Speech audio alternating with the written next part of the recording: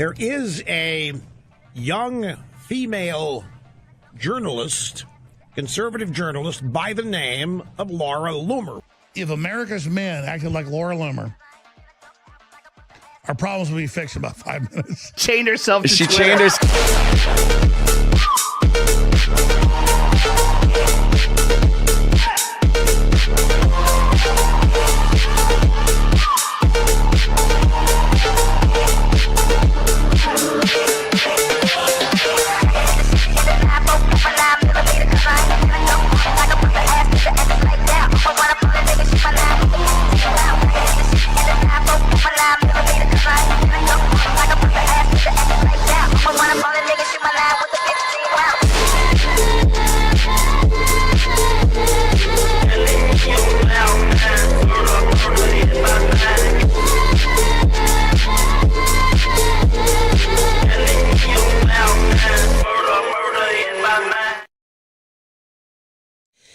Good evening and welcome to tonight's episode of Loomer Unleashed. I'm your host, Laura Loomer. We are live right now on Rumble and X, so please be sure that you head on over to rumble.com/Laura Loomer, rumble.com/Laura Loomer. Hit the green follow button. Make sure that you download the Rumble app on your phone. Enable notifications so that you never miss an episode whenever I go live. I'm also live on X right now, so please be sure that you're following me on X at Laura Loomer and also on X at Loomer Unleashed. And of course, the episode is pinned at the top of the pages of both of those accounts. And so you can retweet it so you can watch tonight. President Trump is expected to address the nation live in about 5 minutes. So we're going to be carrying that address live here on Loomer Unleashed because, well, I'm sure you've seen there's a lot of anticipation for President Trump's speech because he's going to be addressing allegations of election fraud, and nobody really knows what's going to be presented to the nation tonight. But you know, we've received a sneak preview into the speech, and we do know that there may be some mentions of foreign election interference. I've heard earlier today that may have something to do with China, but I really don't want to speculate like a lot of the media has been speculating on this today. It's kind of ironic that the media is speculating and talking about this so much, given the fact that they don't even plan on airing it. So ABC News and NBC News both said, they released a statement a couple hours ago saying that they are not going to carry the president's speech live tonight because, well, he's talking about election fraud. He's talking about election security and the Save America Act. And they don't want people to think that our elections are unsecure because, well, they have to keep on justifying the stolen election of 2020. And if you actually show evidence that our elections are not secure, as President Trump and Republicans have done for years now, showing examples of illegal aliens voting in our elections, dead people being on the voter rolls, people receiving 5, 10, 15 mail-in ballots at their home, we clearly need to clean up our elections in this country, and we need federal voter ID laws so that you have to show an ID when you check in at the airport. You have to show an ID when you do anything these days, right? You want to go to a concert, you have to show an ID. You want to fly on an airplane, you have to show an ID. You want to buy alcohol, you have to show an ID.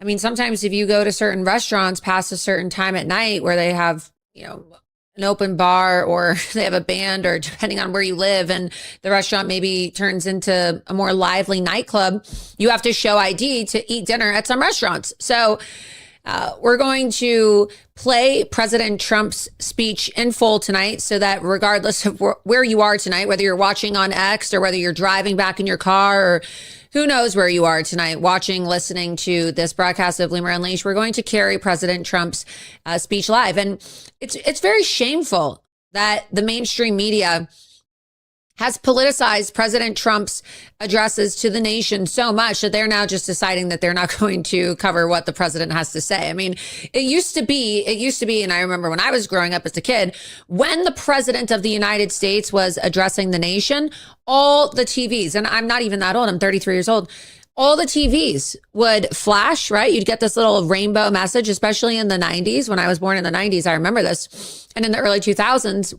when President Bush was president, whenever the president would address the nation, doesn't matter if you were watching Cartoon Network, Nickelodeon, Disney Channel, your TV would flash and you would get this rainbow message, and then it would tune in to the president of the United States giving an address to the nation. So It's quite remarkable now that the media is deciding whether or not the president's message is important enough for the public to listen to. So go ahead and put your comments or questions in the chat.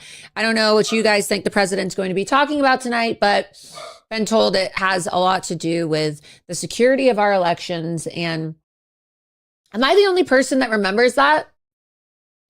Or does everybody else remember when the TV would flash with this little rainbow box and then all of a sudden every single channel, it doesn't matter what you were watching, would tune in to what the president of the United States was saying? So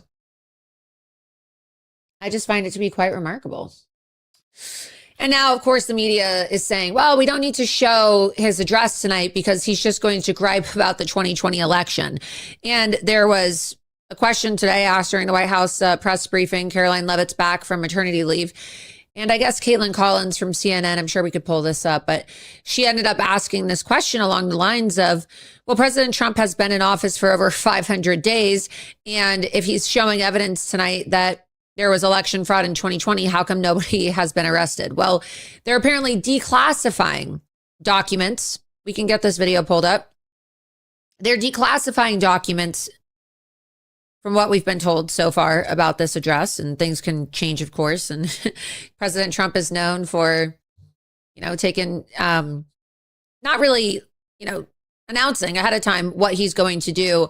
I think that he is more, I feel like President Trump, compared to other presidents, he has a lot more confidence and a lot more capability in speaking off the cuff and just having a heart-to-heart conversation with the American people. So even if they were to tell us ahead of time what he's going to be talking about, the president, as we all know, is known for kind of freestyling and veering off of the teleprompter. So I don't think that we should just assume that he's only going to be speaking about election security tonight and the Save America Act. We are now in the fifth consecutive night of additional strikes on Iran because, well, surprise, surprise, Muslim terrorists didn't keep their word and they didn't abide by this MOU that JD Vance touted. And, he felt so strongly about. They felt so strongly about this MOU with the Iranians, right? Orchestrated by the Pakistanis, that now, if you oppose it or you dare to speak out and say that it's a bad deal, or you actually have common sense to know that, well, Muslims don't really keep their word, do they? The IRGC, Islamic terrorists, they don't exactly keep their word now, do they? Apparently, we're all Israeli spies. We're all on the payroll of Bibi Netanyahu. We're all on the payroll of Mossad. And, well, we're owed a lot of back pay. And if you had enough common sense to not support the Iran deal when Barack Hussein Obama was president, you're an Israeli spy. If you now apply that same logic, and we were told for years that Obama never should have made a deal with Iran, that it was a disaster, that you can't make deal with terrorists. And now what are we doing? We're making a deal with terrorists. So I don't understand how we went from saying that Obama was literally Satan, right? Obama was the Antichrist, as some people said, President Trump is live. Let's cut to the president. Less than 2 years ago, we inherited an economic and social disaster. After the worst inflation in 48 years, the wide open borders with millions and millions of people pouring in from all over the world, including criminals of all types, and 11,888 murders, many of whom killed more than one person. We had transgender for everybody, men and women sports, crime ravaging our cities, and the whole world was laughing at us as a nation, but not anymore. 2 years ago, our country was dead. Now we are the hottest country anywhere in the world. America is respected like we have never been respected before. We have more money being invested in the United States than at any time in the history of our country. More Americans are working today than ever before. This week it was announced that inflation saw the largest monthly decline in more than 6 years. Just happened. It was just given out. The media reported it, and we accept it the best in 6 years. The tax cuts in our great, big, beautiful bill are saving hardworking families thousands and thousands of dollars, like with the provisions, no tax on tips, no tax on overtime, and no tax on Social Security for our great seniors, along with the interest deduction on a loan used to purchase a car, but only if that car is made in America, and a 100% expensing for our job-creating businesses. Our stock markets are at their highest point in many years, but we can actually say of all time. And your 401ks, pensions, and retirement accounts are setting records every single day, the highest in history. For years, we paid the highest price for prescription drugs anywhere in the world. Now we pay the lowest price under my most favored nation's policy, because I was able to get the rest of the world and the pharmaceutical companies to act responsibly. Drug prices are coming down by 70, 80, and 90%. TrumpRx.gov, this will ultimately reduce the cost of health care. You have to go to TrumpRx.gov and take advantage of it. But the cost of health care is coming way down because of what we've done with prescription drugs. And with Trump accounts, every child in America now has access to a tax-free investment account to save for their future. Billions and billions of dollars are being invested, put in by companies and individuals to take care of our children so that at age 18, they will have potentially hundreds of thousands of dollars in their account, and they'll get off to a great start in life. So for that, go to TrumpAccounts.gov and sign up your child or any child who'd like to sign up. Our previously wide open borders have been transformed into the most secure borders in the history of our country, with 0 illegal aliens being admitted to the United States in the past 14 months. That is 0. Nobody thought it was possible. We had the worst border in the history of our country, and now we have the best. Crime is plummeting nationwide, with the murder rate at its lowest level since 1900, or more than 125 years ago. We're making a record investment in our armed forces, and we have the strongest and most powerful military by far anywhere in the world. I built it during my first term, and unfortunately, we're forced to use it now. We won in Venezuela, which is now working with us to produce millions and millions of barrels of oil. We are likewise winning big in Iran, and you will see the fruits of that labor very, very shortly. America is back and doing really well, but we still have a major challenge that must be urgently addressed, because no country can be great without fair and honest elections.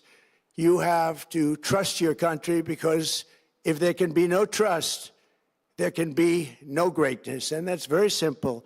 No trust, no greatness. For many years, I've called for bold, swift, and decisive action to protect the integrity of America's elections. Every American deserves to know that when they cast their vote, that vote will be counted accurately in a system, and that is to make that system secure, one where cheating and interference are not just difficult, but virtually impossible. Unfortunately, the system we have today falls catastrophically short of that standard. Tonight, I'm announcing the immediate declassification and release of critical intelligence revealing shocking vulnerabilities in our election infrastructure. This evidence shows that the election system we have dangerously exposes, and really exposes like levels never thought possible, to hacking, exploitation, and foreign interference. Just as disturbingly, this vital information has for many years been covered up and hidden from you, the American people, our beautiful, our great American people. But that all changes right now. The documents we will release starting tonight have been gathered by the White House government Transparency Task Force, a great group of people, along with the staff of the President's Intelligence Advisory Board, supported by our top intelligence agency chiefs, who have all personally reviewed the findings. We are presenting this evening and fully confirmed their authenticity. You can see these documents for yourself at whitehouse.gov. That's whitehouse.gov. Go check it out. Our purpose in disclosing this information is not to weaken confidence in election, but to earn that confidence by confronting vulnerabilities and correcting them very, very quickly. And that's what we're doing. The documents cover 5 major areas of concern.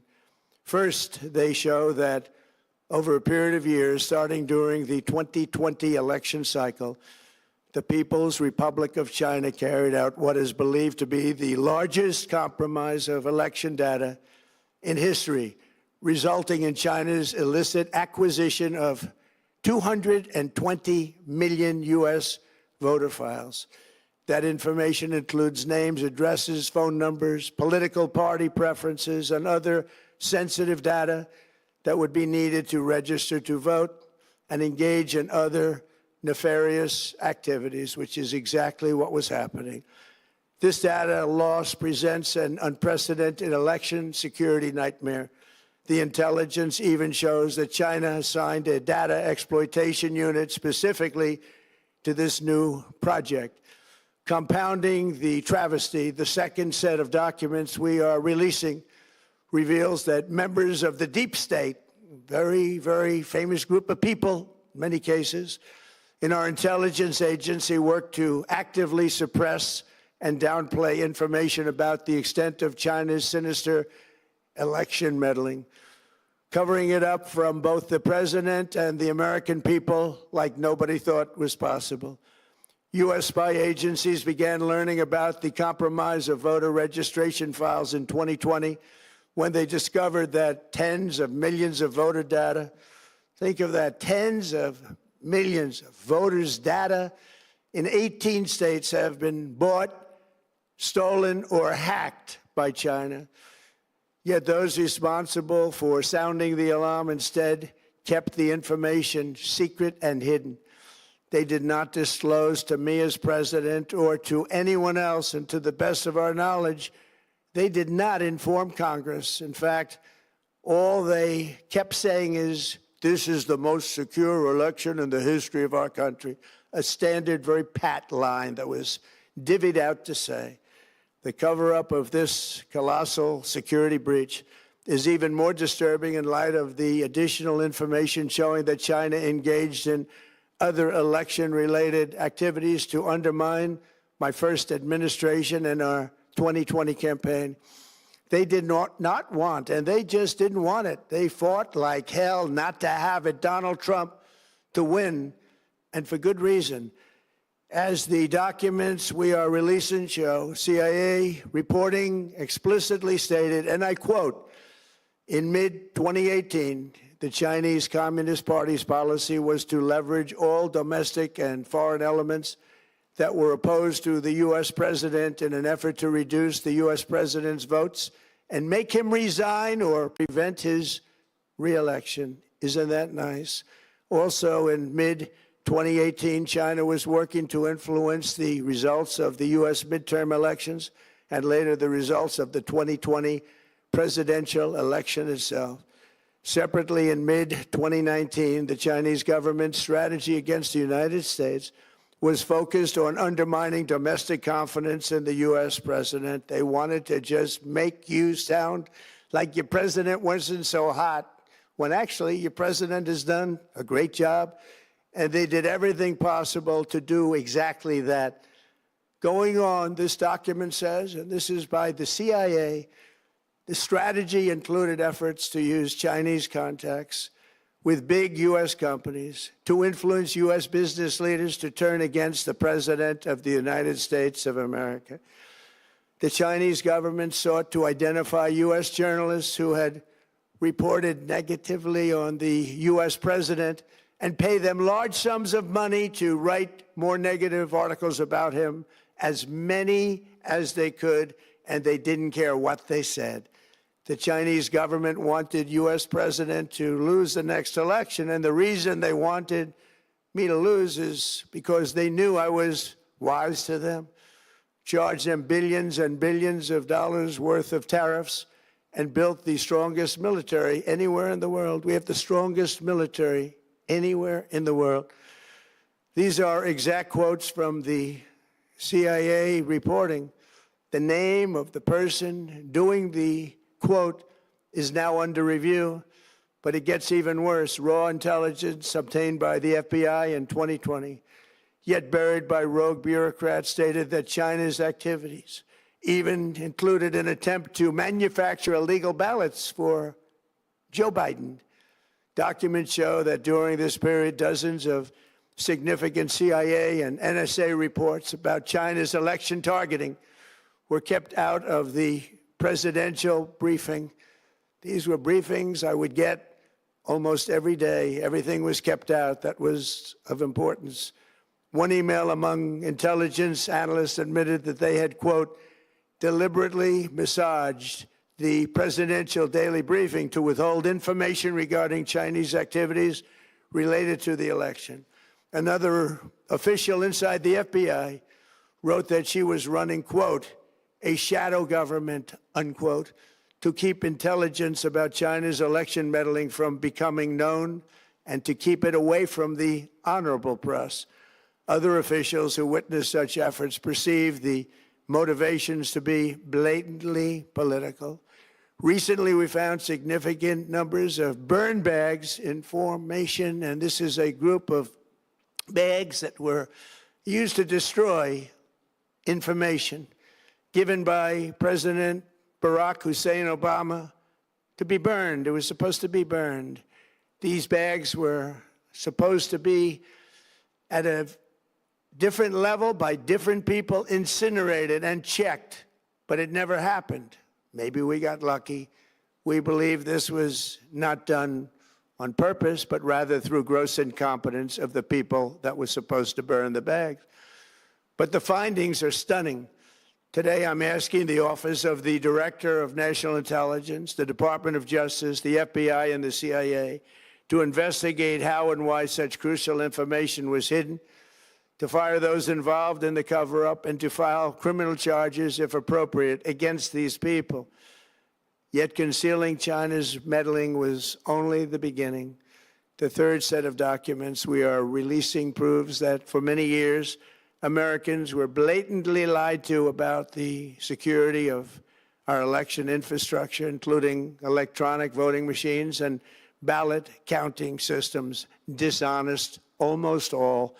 They're vulnerable and they're easily compromised, and people within our government knew that. Tonight, we're publishing a series of previously classified U.S. intelligence community assessments and other reports proving that our government has long known these machines are extremely exposed to attack. As one assessment states, we judge that the United States adversaries, including at a minimum Russia, China, Iran, North Korea, as well as non-state groups, have the capability to compromise U.S. election infrastructure. That's unquote, but that's some statement, isn't it, made by supposedly great patriots of our country. The document goes on to further state that, quote, we assess that centralized election-related data repositories, such as voter registration databases, poll books, and other official election websites, are most vulnerable to exploitation, and adversaries could use this access to these systems to disrupt election processes within the United States of America. Tonight, we're releasing all of those findings, and spanning from January 2020 to June 2026, this is a cyber threat aimed at the very heart of our democracy. Many people have questioned whether it could actually be possible to electronically manipulate vote totals or change election results on these terrible machines. Today, we are releasing documents that show the CIA obtained reporting of a specific plot to to a big number in favor of the corrupt Maduro regime in Venezuela. And that's exactly what happened, conspiring to digitally rig their own country's elections in 2020, and that's what they did. This reporting included precise details about methods to regime develop to digitally alter vote totals in ways that could not be detected even with an audit, no matter how deep they went.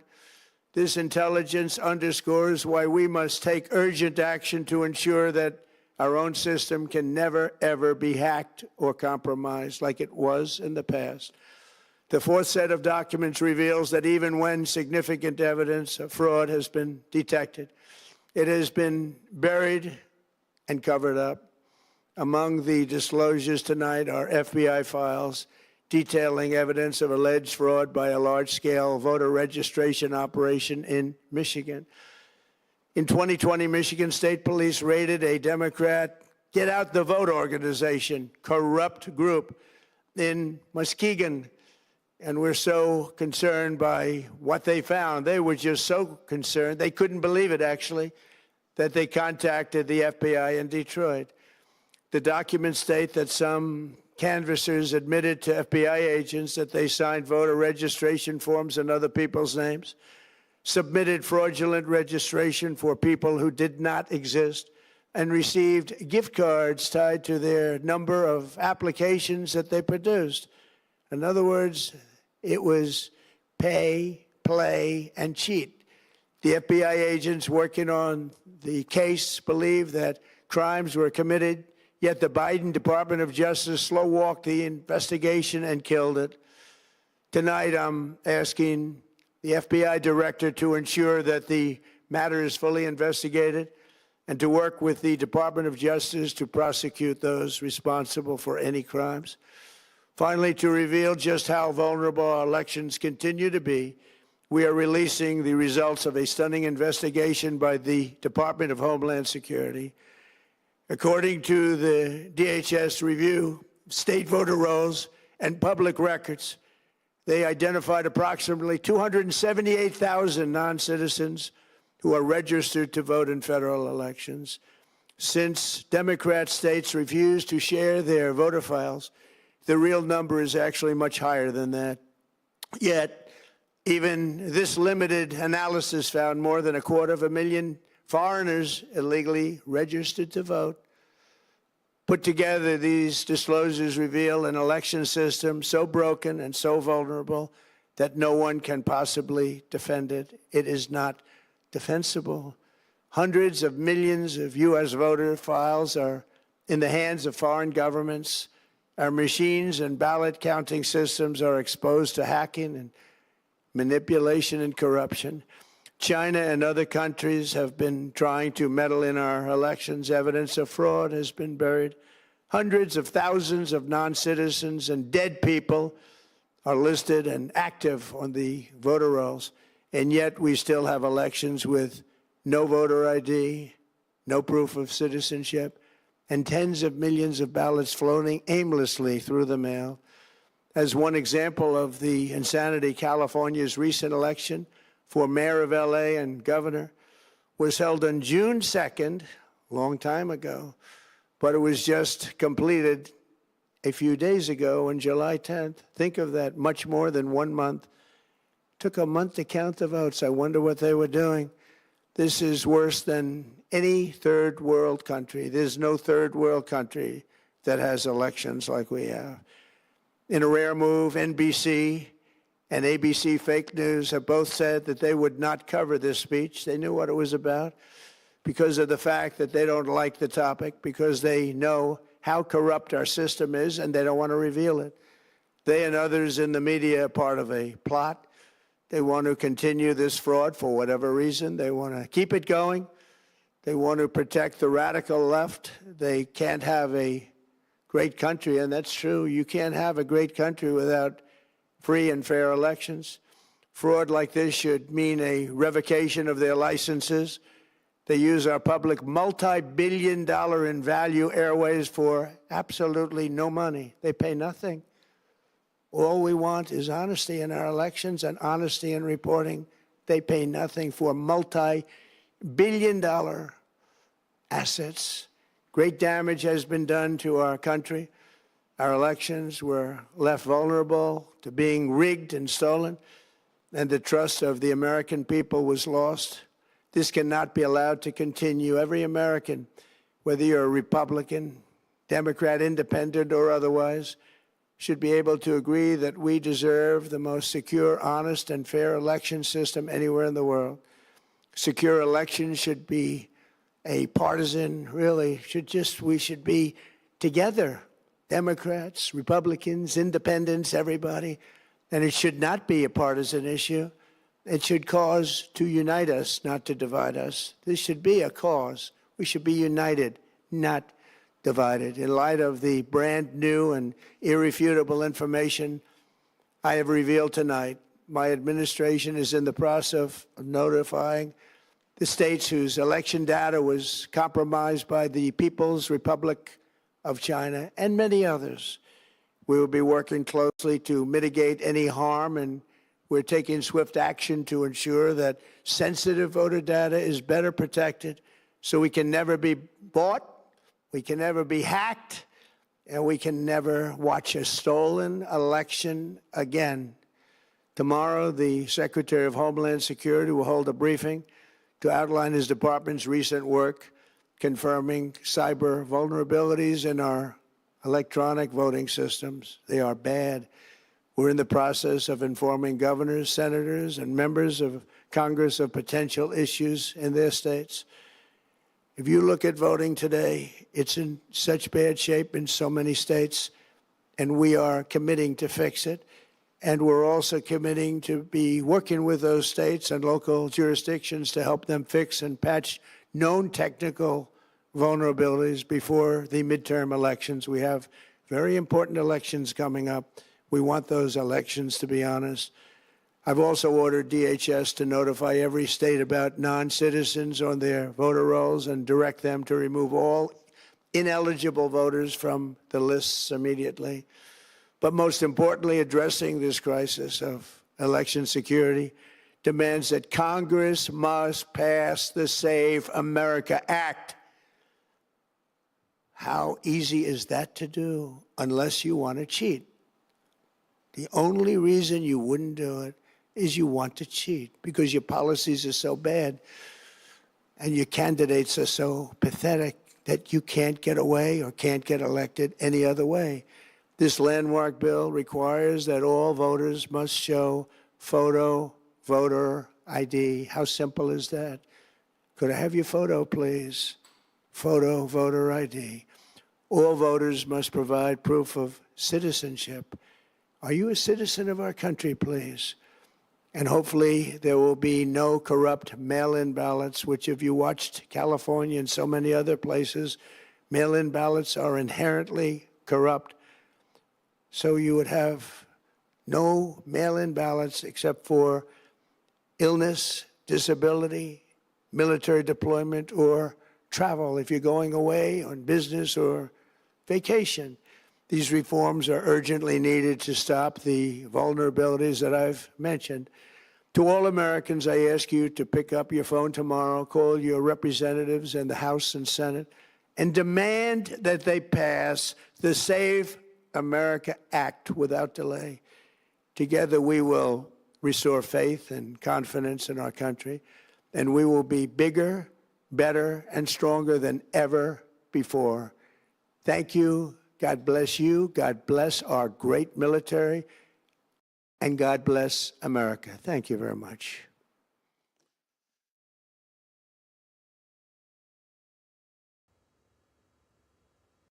That was President Trump from the White House.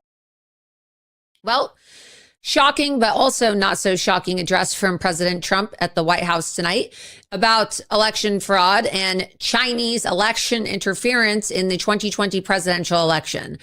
I mean, look, some of this information is new, but I think that a lot of this is information that we, the American people, already knew, but we were gaslit and we were banned and we were silenced for talking about on social media.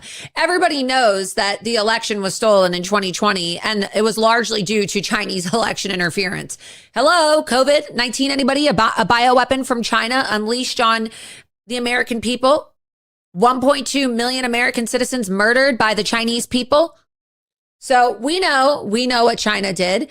And when people said, oh, what a coincidence that this virus from China is being unleashed on our country, right before the 2020 presidential election year.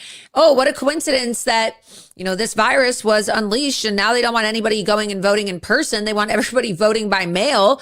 Remember how you were forced to vote by mail depending on where you lived? I ran for Congress in Palm Beach County in 2020. And I couldn't even knock on doors.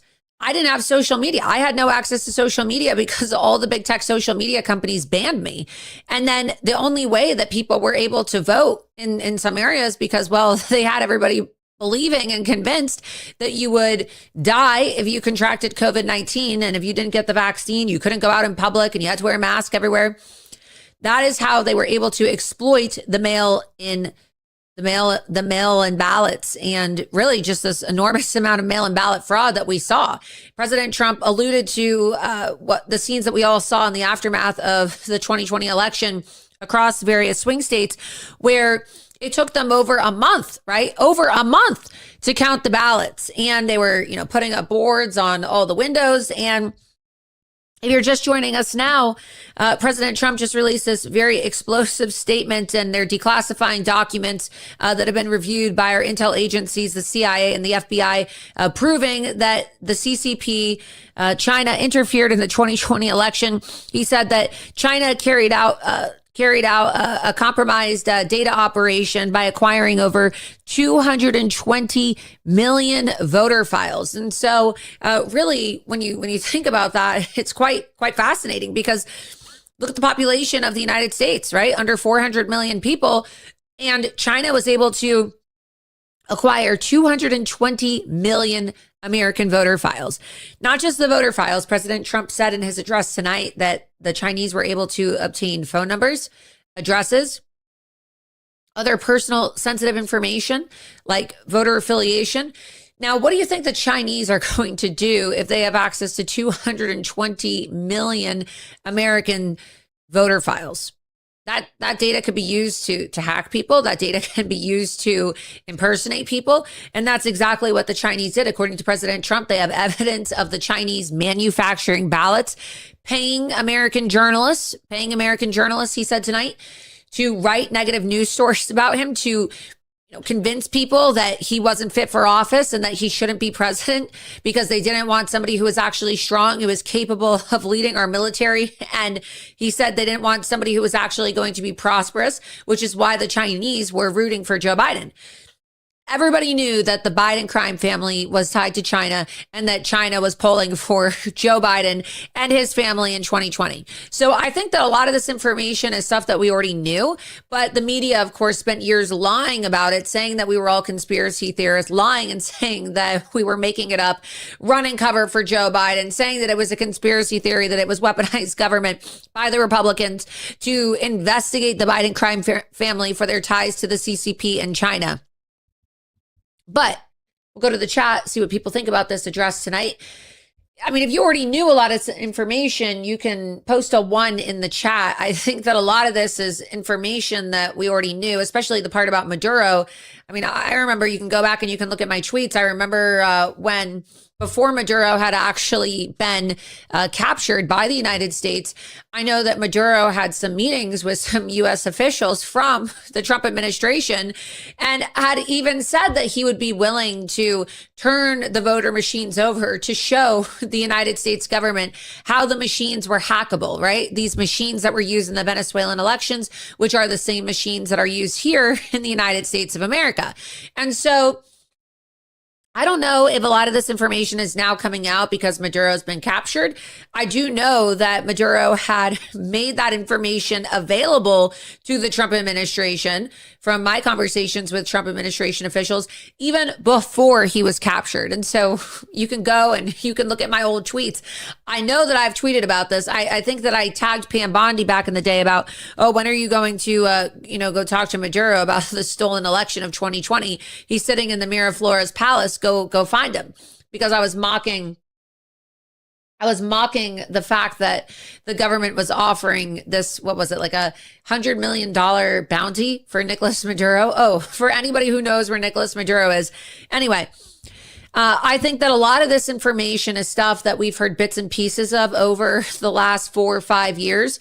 And well, 6 years really. But a lot of this information we were told were just conspiracy theories, and they're clearly not conspiracy theories. And that's the reason why ABC and NBC don't want their viewers seeing this address tonight, which is why they refuse to cover it, because they don't want their viewers knowing that, well, it's not just China. President Trump also said in his address tonight that Russia, China, and Iran, all three of those countries, adversarial countries, have the capability of hacking into our infrastructure and digitally altering our election machines and ultimately the results of our elections. And so that is pretty damning, because we're coming up on the midterm elections and the Save America Act has not been passed. And there really hasn't been much done to address election integrity and election fraud over these, the last year and a half since Donald Trump has been president. They're still using the machines. We still have mail-in ballots. We don't have a Save America Act. We still have illegal aliens in our country. Mark Wayne Muslim, as I like to call him, head of DHS, is not exactly deporting people at the rate and the speed which we need in order to get these illegals out of our country to secure our elections. President Trump himself said tonight that in some of these declassified documents, they have evidence of illegal aliens voting in our elections. Illegal aliens voting in our elections. Remember when Joe Biden and Kamala Harris said that that was a conspiracy theory, that illegals are not voting in our elections? Well, I'll tell you right now, when I went down to the Darien Gap during the 2024 presidential election, I interviewed illegal aliens in the Darien Gap. I interviewed illegals who were trying to get on buses to flee to the United States of America. And they explicitly told me themselves that they planned on voting illegally in our elections. And so, look, those videos are on Twitter. Those videos are on my Rumble channel. You can go and you can see those videos yourself. But the reality is that the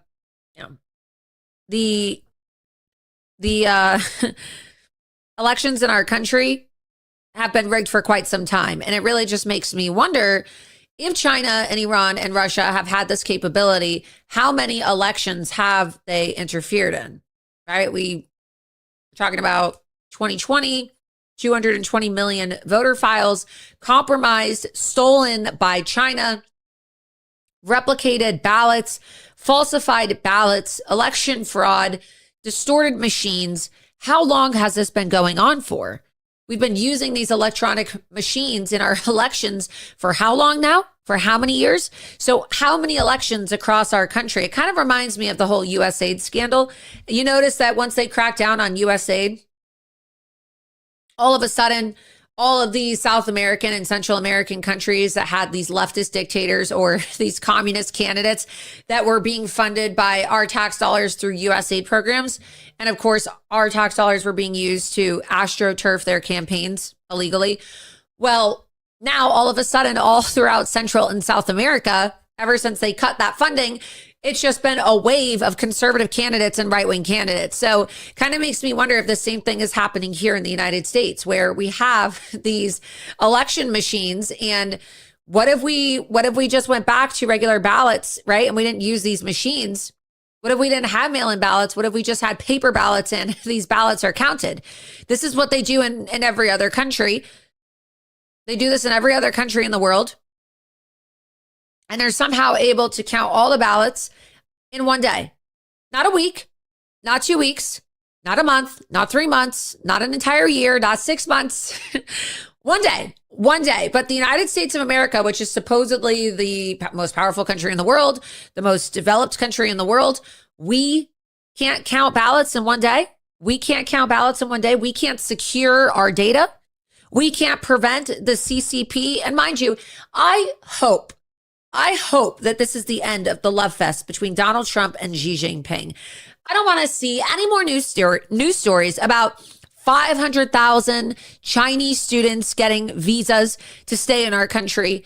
Remember these stories? Let's go to the chat. I know people remember this because we covered this extensively here on my show a couple weeks ago. Do you remember this? Do you remember when we were told that we were going to be cracking down on student visas? And today, actually, and I wonder if this was announced today because of the anticipation of President Trump's speech. I posted about this earlier today. Didn't really receive a ton of attention, but earlier today, DHS actually announced, and you can go and you can see the screenshot of this on my X account from earlier this afternoon. DHS actually announced that they are making it harder for foreign-born students to commit visa abuse. Today, the Department of Homeland Security announced the publication of a final rule that officially eliminates the duration of status loophole that allowed foreign students, exchange visitors, and media representatives, to remain in the United States indefinitely without routine government oversight. Kind of lost my voice a bit. Have some vocal issues these last few weeks. I have no idea what's going on. I need to go see a doctor, but I lost my voice for like 2.5 weeks and wasn't able to do my show. And for some reason, I don't have a voice. For some reason, my vocal cords are just like completely shot. And I'm not sick. I don't have a cold or anything like that, but you'll have to just excuse me. So they eliminated this duration of status loophole. What is the duration of status loophole? Well, there was this loophole, right? Quite self-explanatory there, that a lot of these student visa holders were using, where if they were in the country and they were studying, regardless of whether their studies were over, they would say, oh, well, I'm a student and I would like to extend my visa. And then a lot of times, they would just stay and there really wouldn't be anybody checking in to see if they went back after they completed their studies. So you're supposed to get your visa to study at the university and then go back, right? When you're done, you're supposed to go back. You're supposed to go back to where you came from. But a lot of these students were extending their visas or they were just staying here and they were not extending their visas. And so now, this new rule is making it so that student visa extensions are only available with extensive vetting. Now, who is taking up most of these student visas in our country? Chinese students. So I don't really think that it's a coincidence that the same day that President Trump is announcing that China is interfering in our elections, that China has been interfering in our elections, that China has been paying off American journalists to post negative news stories, pro-CCP content, to try to weaken our country and also just weaken the state of our elections, which also leads to a weakened national security. Because you'll notice that President Trump, at first I was like, oh, what is he doing? This speech is about election integrity. What's he talking about immigration for? Because elections have consequences and stolen elections have even more lethal consequences. What was the most lethal consequence of the stolen 2020 election? Anybody want to put it in the chat? Any guesses? Any guesses? Any guesses what the most lethal consequence of the stolen 2020 election was? I know what the answer is, and I think all of you know what the answer is too. What is the answer? Since we all know that elections have consequences. Anybody want to put it in the chat? Illegals. Exactly. Illegals. 25 million illegal aliens came into our country under Joe Biden that we know of. Now, the establishment on both sides of the aisle will tell you that the number of illegals in our country is 11 million, right? The number hasn't changed since Ronald Reagan, since he granted amnesty to these 11, 12 million illegal aliens. How is it possible? How is it possible that with all the anchor babies and these women coming across our border illegally, pregnant, having children, right? Our country has now become a breeding ground, a dumping ground for third world illegals, thanks to Amy Coney Barrett now in the Supreme Court striking down President Trump's executive order trying to end birthright citizenship for these illegals who get pregnant and then just pop their kid out. They get pregnant and then they strategically time their crossing into our country so that they can, have a child and say, oh, pobrecito, oh, soy embarazada, tengo bebé, soy ciudadano, oh, mi niño es americano, and then we have these like illegals, and they're just clogging up our healthcare system. They're clogging up our hospitals. They're taking our social services. And their excuses, oh, I'm pregnant. Oh, but my baby's American. My baby's American. You can't separate me. Well, we're going to be doing a lot more separating, okay? As Tom Homan says, families can be deported together. We can deport you with your child, whether you are pregnant or not. And that's what President Trump would like to do. But unfortunately, well, the Supreme Court and the Democrats have been stopping this, as we have seen. So what is the most lethal consequence of the stolen 2020 election? Illegals. And that is why President Trump opened up his speech tonight with talking about how under his administration, 0 illegal aliens are coming in. Because it's not just Hispanics, right? Not just Muslims. What did we see a massive influx of during Joe Biden's illegitimate presidency after this stolen election? An invasion of America by the Chinese, okay? Not just the students on the visas, not just with their bioweapon that murdered 1.2 million Americans, but let's pull it up. Let's pull it up. Do you remember all the news stories about 30, 40, 50, 60, 100,000 Chinese illegal aliens coming in, right? They came in through the Darien Gap. I know, I traveled down to Panama. I saw it myself with my own eyes. I went to the jungle. I went to the Darien Gap. I risked my life. Okay. And I saw the Chinese encampments. They had an entire Chinese encampment. San Vicente migrant camp. Okay. They had an entire Chinese migrant camp. And we can go and you can pull up my old videos from when I was in the Darien Gap, and you can see the Chinese language in the jungle. And they have their Alibaba chat and their Alibaba Pay and, all their little Chinese scanners and codes. I mean, it's really remarkable. You see these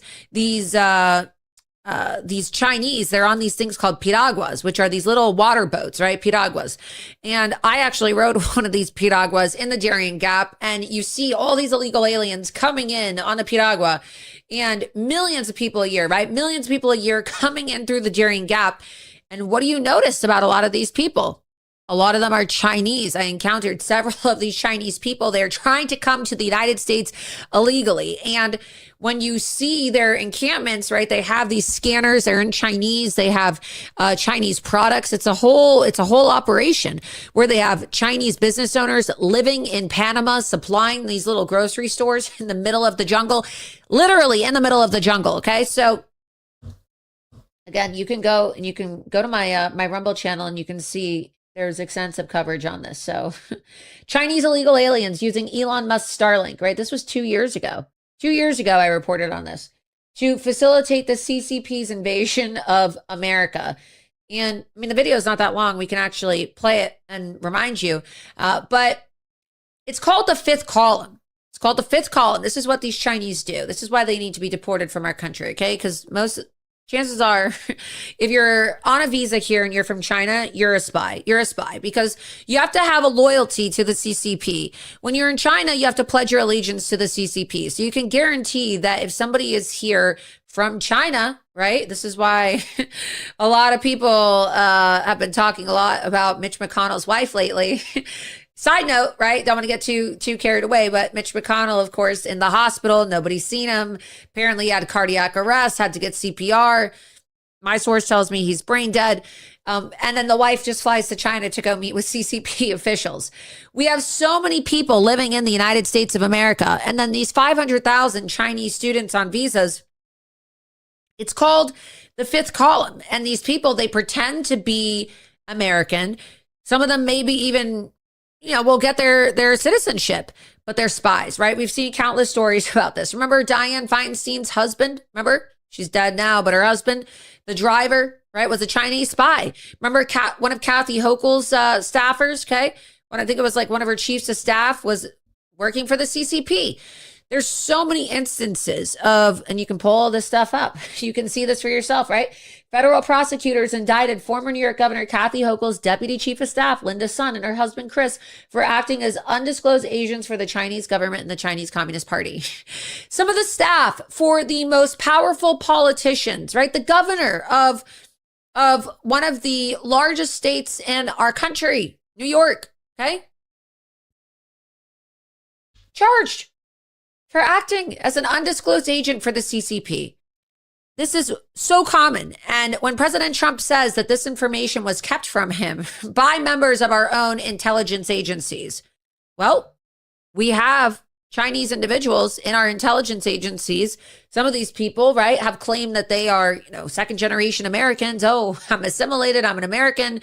But they're actually really agents for the CCP. This is what happens when you allow for so many of these Chinese students to come to America, study, and then get jobs within our tech industry or within our political industry.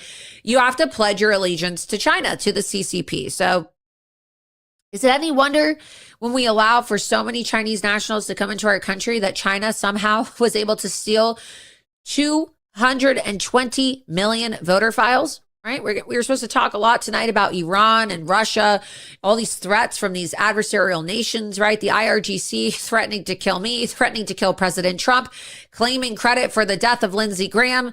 You have Russia threatening to give nuclear weapons to Iran. We don't just have a bunch of Chinese nationals in our country. We have a lot of Russian nationals in our country. We have a lot of Iranian nationals in our country.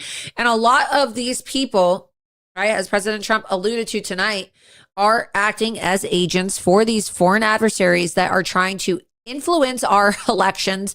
Look at what they're doing now, all the foreign influence operations on social media, blaming Israel for everything, saying that Donald Trump is controlled by Netanyahu. You have Iran pushing out this messaging. You have RT, Russian state media. Just like Donald Trump said tonight that the Chinese were just caught paying American journalists to write negative news articles about him, I wouldn't be surprised if the Turks, the Qataris, the Iranians, and the Russians have all been working side by side, right? I've been saying this. For those of you who follow me and you watch me and you follow my reports online, how long, right? Put it in the chat. How long have I been calling this out? How long? How long have I been talking about how all these podcasters that are shilling for China, shilling for Russia, shilling for Iran, shilling for Turkey, shilling for Qatar? It's one giant influence operation to weaken our country and ultimately either suppress the vote by giving people a sense of no confidence, right? As President Trump said tonight, how they want people to have no confidence in our elections so that they could more easily rig our elections. This is what they do. We've been talking about this forever. We've been talking about this for a long time. For years, I've been calling this out, right? Even since 2016, I have been calling this out. And, well, if you want to see how these people get into our country, and then we'll get into, the IRGC's threats and what I was intending on talking about tonight before President Trump's scheduled address, which, of course, we were going to cover because, well, you should always cover the address to the nation when the president addresses the nation. That is the duty of the media and our news agencies. And so shame on the mainstream media for ignoring President Trump's address. But before we get into how the IRGC is interfering in our country and trying to interfere in our elections by trying to stage an assassination of Donald Trump, this is what I filmed 2 years ago, right? So Donald Trump's now talking about Chinese interference. I went down to the Darien Gap, and this was in the middle of the jungle. You can see the Chinese writing yourself and how these Chinese illegals try to communicate and get into the United States of America. And this is the main hub where they were getting into our country after crossing from China or wherever they were crossing from, coming to the Darien Gap, getting on a bus to Costa Rica, and then, getting in through the Mexican border. People think, oh, everybody coming in from the Mexican border is from Mexico. No, think again. Most of these people who came in through the Mexican border illegally came in through the Darien Gap and made their way into the Mexican border through a route, right? And we documented these routes extensively when I was in the Darien Gap and I was filming all their maps. If you recall my reporting when I went down there, working with NGOs. Okay. That's why it was very important for the Trump administration to shut down a lot of this USAID funding, a lot of this NGO funding, because it was all being used, right? What do you think they want 25 million illegal aliens in our country for? You think these people are going to contribute something to our country? No, they view these people as their electorate. This was an electoral strategy for the Democrat Party, as Donald Trump said tonight. And now apparently he says the CIA and the FBI has the documents and the evidence to back it up. And now he's calling for criminal investigations and criminal prosecutions. But let's just go ahead and play this clip, and then, you know, you'll see for yourself. Again, 2 years ago, this was when I was in the Darien Gap. Let's go ahead and play it. Hey everybody, so I'm currently in a location here in the Darien Gap in Panama known as Puerto Limon, and this area is known for having a lot of Chinese invaders, right? Migrants, as they like to call themselves, who come in. There's a river over there, if you see by the SUVs. There's a river, and they come in on the little water boats. They kind of look like canoes. They're called piraguas. And this one, like I said, it's mostly Chinese migrants coming in. And what's unique about this is we're in Panama, and yet this little grocery store where the migrants can purchase supplies, you'll notice that the signs are all in Chinese. Everything is in Chinese when you get here. And so this sign, from what I've been told, is a welcome sign that says pretty much welcome to my fellow Chinamen. It says Wi-Fi, right? They sell Wi-Fi. And then what's really interesting about this is you can pay in cash for the food here, for the supplies, for the products that are being sold. But what shows that this is tied to the CCP, Chinese Communist Party, is the fact that you have QR codes here that allow you to pay on what's called Alipay. Alipay, which is the payment processor or payment app, kind of like Venmo, right? But for the company Alibaba, which has, of course, been taken over by the CCP. And so, look, they say that migrants have no food, they have no water. What I've noticed through visiting various migrant camps since I arrived in Panama is that, yeah, people may have torn up clothes, they might be in poverty, they might have open cuts on their skin, but one thing that every single migrant has on their personal body is a smartphone. So it's interesting, right? Because here in the United States, we're seeing at the Mexican border, not only is our own government giving cell phones to the illegal aliens once they're processed at the Texas border, but a lot of these people already have their own cell phones, and you have to ask yourself, how are you a refugee? How are you severely, in poverty, or how are you really struggling if you can afford to have a smartphone? And in the other migrant camps like Lajas Blancas, where a lot of these invaders are taking buses to Costa Rica, they actually have a Western Union as well. And so at what point in time, right, are the companies going to be held accountable for aiding and abetting the invasion of our country?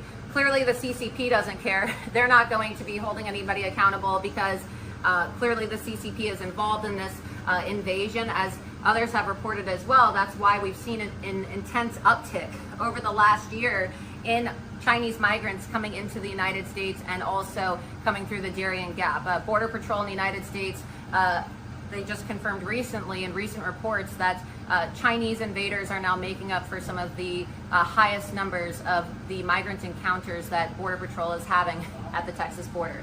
And so they have a very organized system. We're in the jungle of Panama right now. We are in the jungle. There's no cell service right now. And even in the jungle, the CCP they have freshly printed. And look, this piece of paper, it's not ripped. Okay, this is not dirty. You can see how white it is. This is clearly new. It's a very humid population, a very humid environment. And so it's a dirt road. You can see here, there's dirt. The papers are not dusty. They're not covered in dirt, which means that somebody is actively trying to maintain the Alipay posters. And here's a name right here you can see. Michael, what's the significance of this? Well, the way they get paid, there's no cell phone coverage here, but you have Starlink. So you can see on the, well, show them, because on the phone you're picking up on the Wi-Fi network right now. Yeah, they have Starlink, and so they there we go.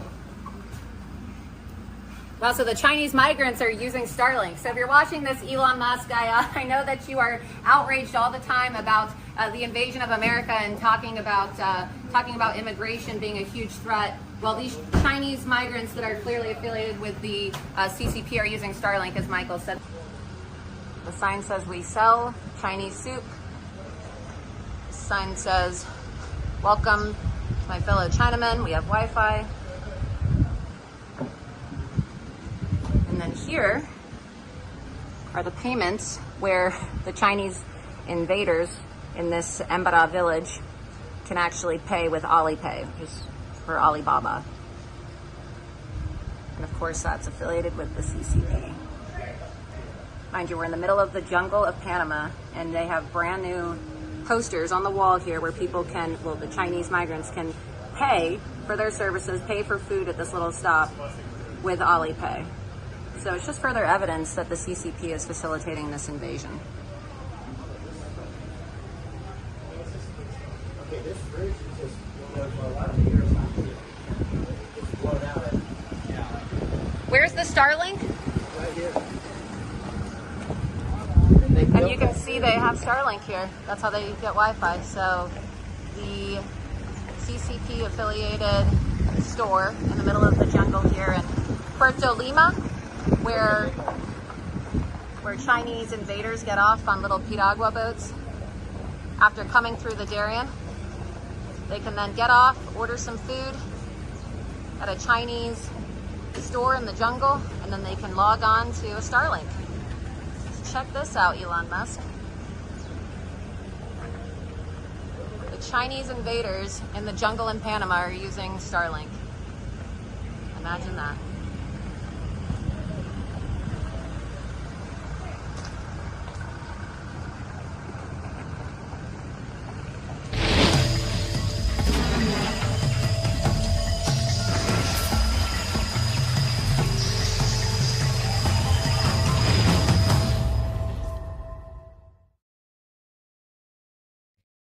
Again, I went down to the Darien Gap in 2024 to expose this because I wanted to open people's eyes to what I saw was another effort to try to steal the election in 2024. So it's really interesting, right? How part of that expose focused on the Chinese invaders who were trying to come to the United States to vote illegally. And now President Trump is, well, he's talking about this, right? So I'm glad that this is finally getting addressed, because I remember there were a lot of people who were supportive of the reporting that I did when I went down to the Darien Gap. And then there were some people that said, oh, it's just a conspiracy theory.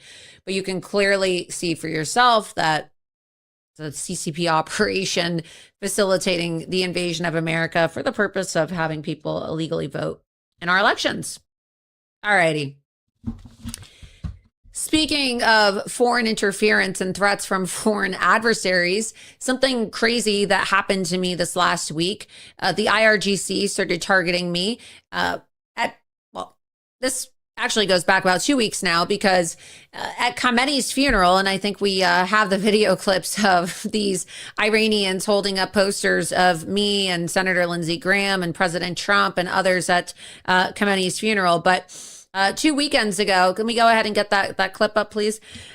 2 weekends ago, during Khamenei's funeral, there were all these IRGC operatives in Iran calling for President Trump to be killed, saying that they were going to get revenge. They were chanting death to America at the official funeral for Khamenei, right? The Ayatollah, who, of course, was killed in an airstrike in a joint operation with the United States and Israel. And we've seen how the Iranians act. We saw this in the aftermath of the death of Qasem Soleimani, who died in an airstrike carried out by President Trump during his first term. They always, right, talk a big talk about carrying out revenge. Well, because I'm such an outspoken supporter of the war in Iran, because, well, Iran can never be allowed to have a nuclear weapon. And also we can't allow for these genocidal Muslims who are slaughtering thousands of people, protesters, young people, right? They slaughtered over 100,000 people. They say in the media that's 52,000 people, but if you ask anybody who's actually from Iran, they'll tell you that the numbers are actually a lot higher. It's really close to about 100,000 people who were slaughtered over this last year by the Iranian regime. as they wanted to suppress and literally kill these protesters who were trying to rise up to secure their freedom. So you can see here from the official funeral of Khamenei, IRGC operatives were holding photos of me with a bullseye in my head that said target. And the sign said, sooner or later, your heads will roll. So go ahead and play the clip. We have some targets here for you. Do you approve? Oh, this one.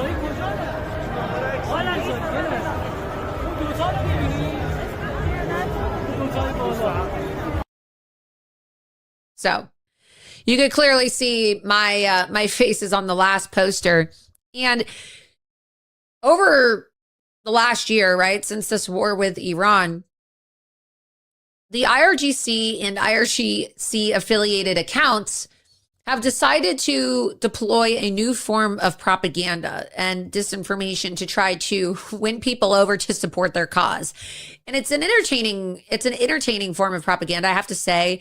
It's very creative, although I highly suspect that they're using Chinese GPUs and Chinese technology, AI technology to create these videos. So again, more Chinese interference because I don't really feel like we have the capabilities or the technical, I guess you could say, output to mass produce these videos. But from my understanding, talking to people who understand this better than I do, China does. And China is allowing for the Russians and they're allowing for the Iranians to use this AI technology to make these videos. And of course, these accounts have been directly traced back to IRGC affiliates in Iran. So we do know that the individuals who are making these videos, these little Lego propaganda videos, and you're going to see them tonight, do have direct ties to the IRGC, even if some of them are claiming to live in the United States of America or elsewhere.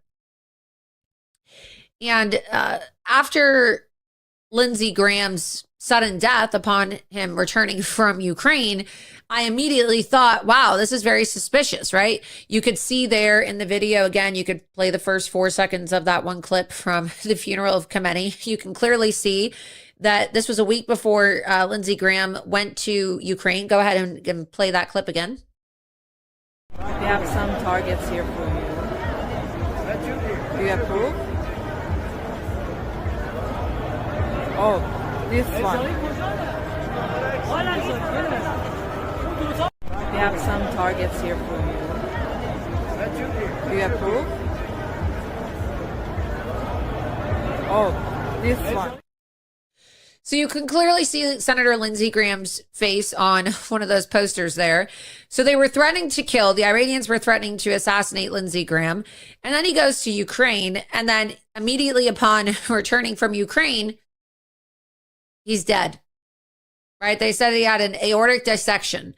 But in the aftermath of his death, these little Lego accounts were posting videos insinuating that they actually had something to do with the death of Lindsey Graham. So why don't we go ahead and play the first video, not the Bullseye Loomer video, but the one of the IRGC affiliated account claiming to take credit for the senator's murder.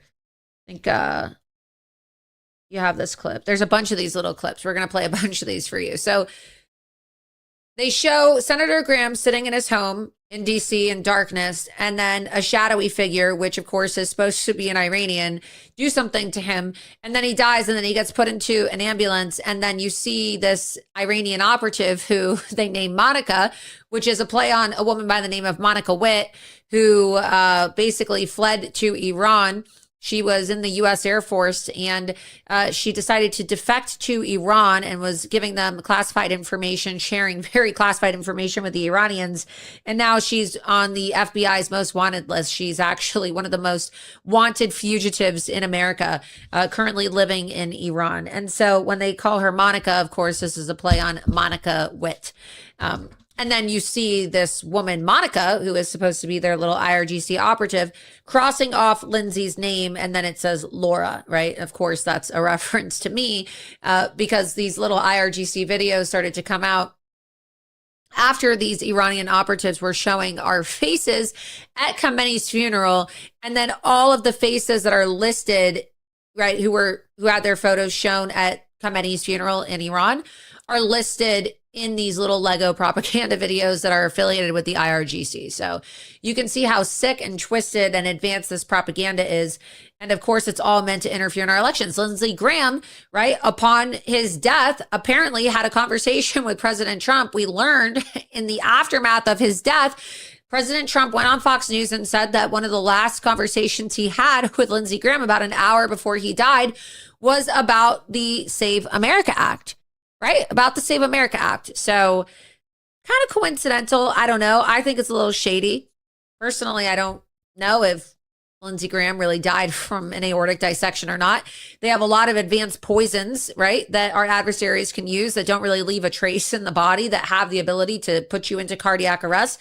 Look it up yourself. The CIA has the CIA heart attack gun. You can look all this stuff up, right? It's kind of open source now. A lot of it is, at least. And so there are ways to simulate or make somebody have a heart attack. You can see here the CIA's heart attack gun was a real highly classified Cold War assassination weapon designed to shoot a frozen toxin-laced dart that would leave virtually no trace. It was publicly revealed in 1975 during the Church Committee congressional hearings. Okay? So again, Lindsey Graham was in Ukraine, not saying the Ukrainians killed him. I'm saying that there's a lot of Russians who would have had an interest in wanting to take out Lindsey Graham because, well, Lindsey Graham, of course, while he was in Ukraine, he was touring the Skyfall drone facility.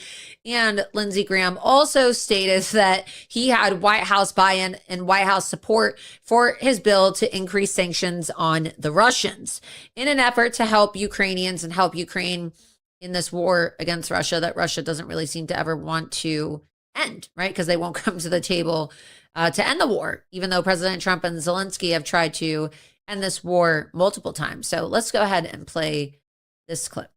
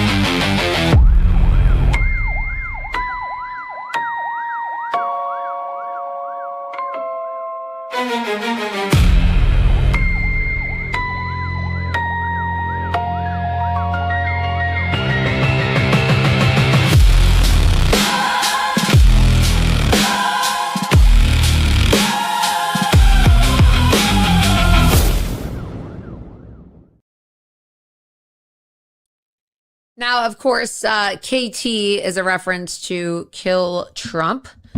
And we can go ahead and play clip number 45. The KT Sooner or Later clip. This is another IRGC affiliated clip that they released this week in which, you know, they keep on crossing Lindsey off the list because, well, Lindsey's now dead. And on this next list, you'll see they call Trump loser Trump. They call Netanyahu Satan-yahu. They have me, Mark Levin, Peter Thiel, Miriam Adelson, Ben Shapiro, and Mark Dubowitz. And then it ends on a black screen that says sooner or later. So let's go ahead and play clip number 45 where, you know, now they're threatening to use bombs, explosives to kill us, right? So again, they use this woman, right? Monica Witt. So this IRGC defector, this woman who was in the U.S. Air Force, and you can pull it up and you can see Monica Witt, Monicawitt, I believe, Monica Witt. Okay, there you go. Monica Elfriede Witt. You can click on her, click anything. Monica Witt. Let's just open her Wikipedia page and you can see for yourself. Former defense contractor and intelligence technical sergeant of the United States Air Force who defected to Iran in 2013 and is currently a top FBI fugitive wanted for a 2018 indictment of espionage against the United States. So again, think about what President Trump said tonight about people in our own intel agencies, right? We have people that defected to Iran. We have people who served as Iranian spies. We have people that are helping the Chinese cover up their election fraud and helping them steal 220 million voter files and then lying about it to the president in his presidential daily brief. Okay. The penetration of our government by our adversaries goes so deep. Remember Robert Malley? Remember Aryan Tabate? you guys know about Trita Parsi? Okay. These are some of the individuals, right, who are being looked at with a very critical lens and have been looked at with a very critical lens over the last few years. Trita Parsi is now being considered for deportation because there's a lot of people who believe that he is serving as an agent, an unregistered agent for the Iranian regime. And remember the Iranian spy ring, right? Of course, there has to be an investigation, but now Trita has lawyered up because, well, he knows that there probably is going to be an investigation and he's worried that he's going to be deported and he's blaming me. And I'm happy to take the credit for it because I've been pursuing him. But we have so many of these Iranian nationals or people with sympathies to Iran and these terror networks, and they are working in think tanks in Washington, D.C. Trita Parsi is running around Washington, D.C. right now saying that he's advising Vice President J.D. Vance, okay? Monica Witt was in the United States Air Force. Robert Malley was the envoy to Iran.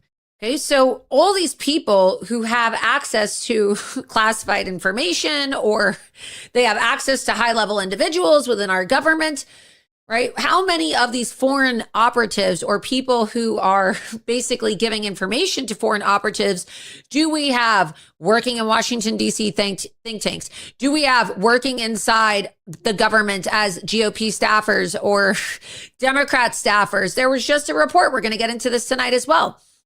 Of course, the GOP doesn't want to talk about this because we can't talk about Qatar. Seems to be a subject that's off limits for many in the GOP that's been consumed with this Israeli obsession. They think that everything is now Israel's fault. And if you oppose Islamic Jihad or you speak out about making deals with Iranians, right, genocidal Muslims, you are clearly an Israeli spy, according to some of these people.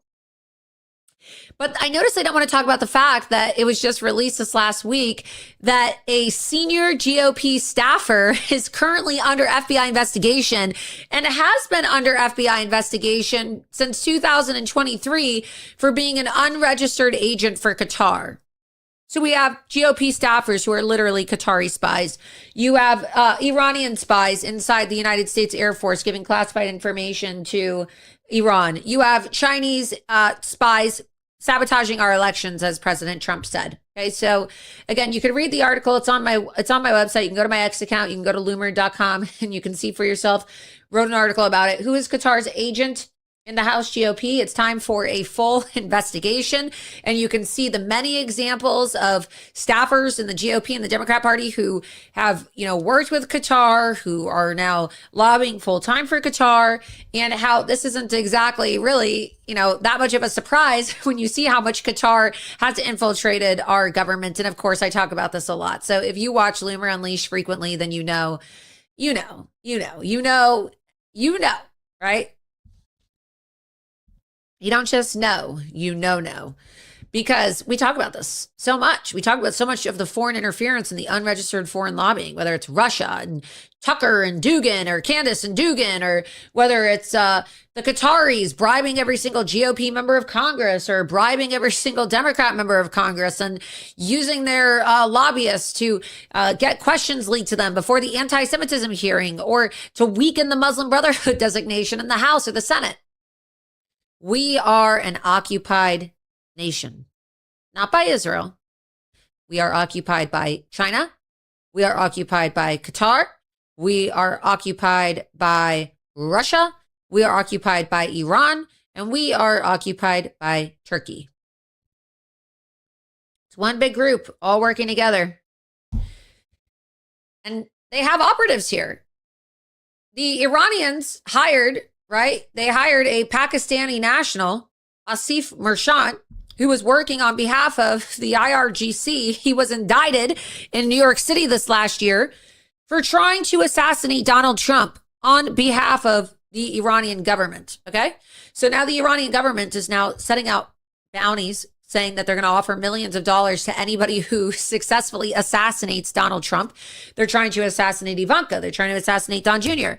They are putting up banners. They actually just put up a new banner in Tehran a couple days ago of the entire Trump family in coffins and Bibi Netanyahu and his family in coffins with the burning White House in the background, right? And they just erected this as a giant banner billboard hanging in the town square in Tehran. So we have people like this living in America, IRGC operatives, so many Iranian nationals. Just a few months ago, I was able to get Qasem Soleimani's niece and his grandniece picked up by ICE. Why are these people living in America? Why is Xi Jinping's daughter living in Massachusetts? Did you know that? That's another story that I broke here on the show. Xi Jinping's daughter is living in Massachusetts, where she has protection.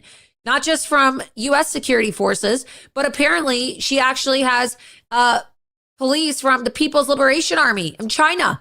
Okay, so there are literally Chinese officers operating in our country. We've seen the CCP police forces that they have in New York City, right? You can look all this stuff up and you can see this is the billboard that they installed here. President Trump in his coffin saying, "We were going to kill you." And then there's another one that I took a photo of that shows his family in coffins, of course, with the White House burning. And of course, look, Al Jazeera, Qatari media promoting this bullshit. So they pretend, right? Here, Mr. President, take a plane. We love you. We love you, Donald Trump. Take this plane. Take this plane.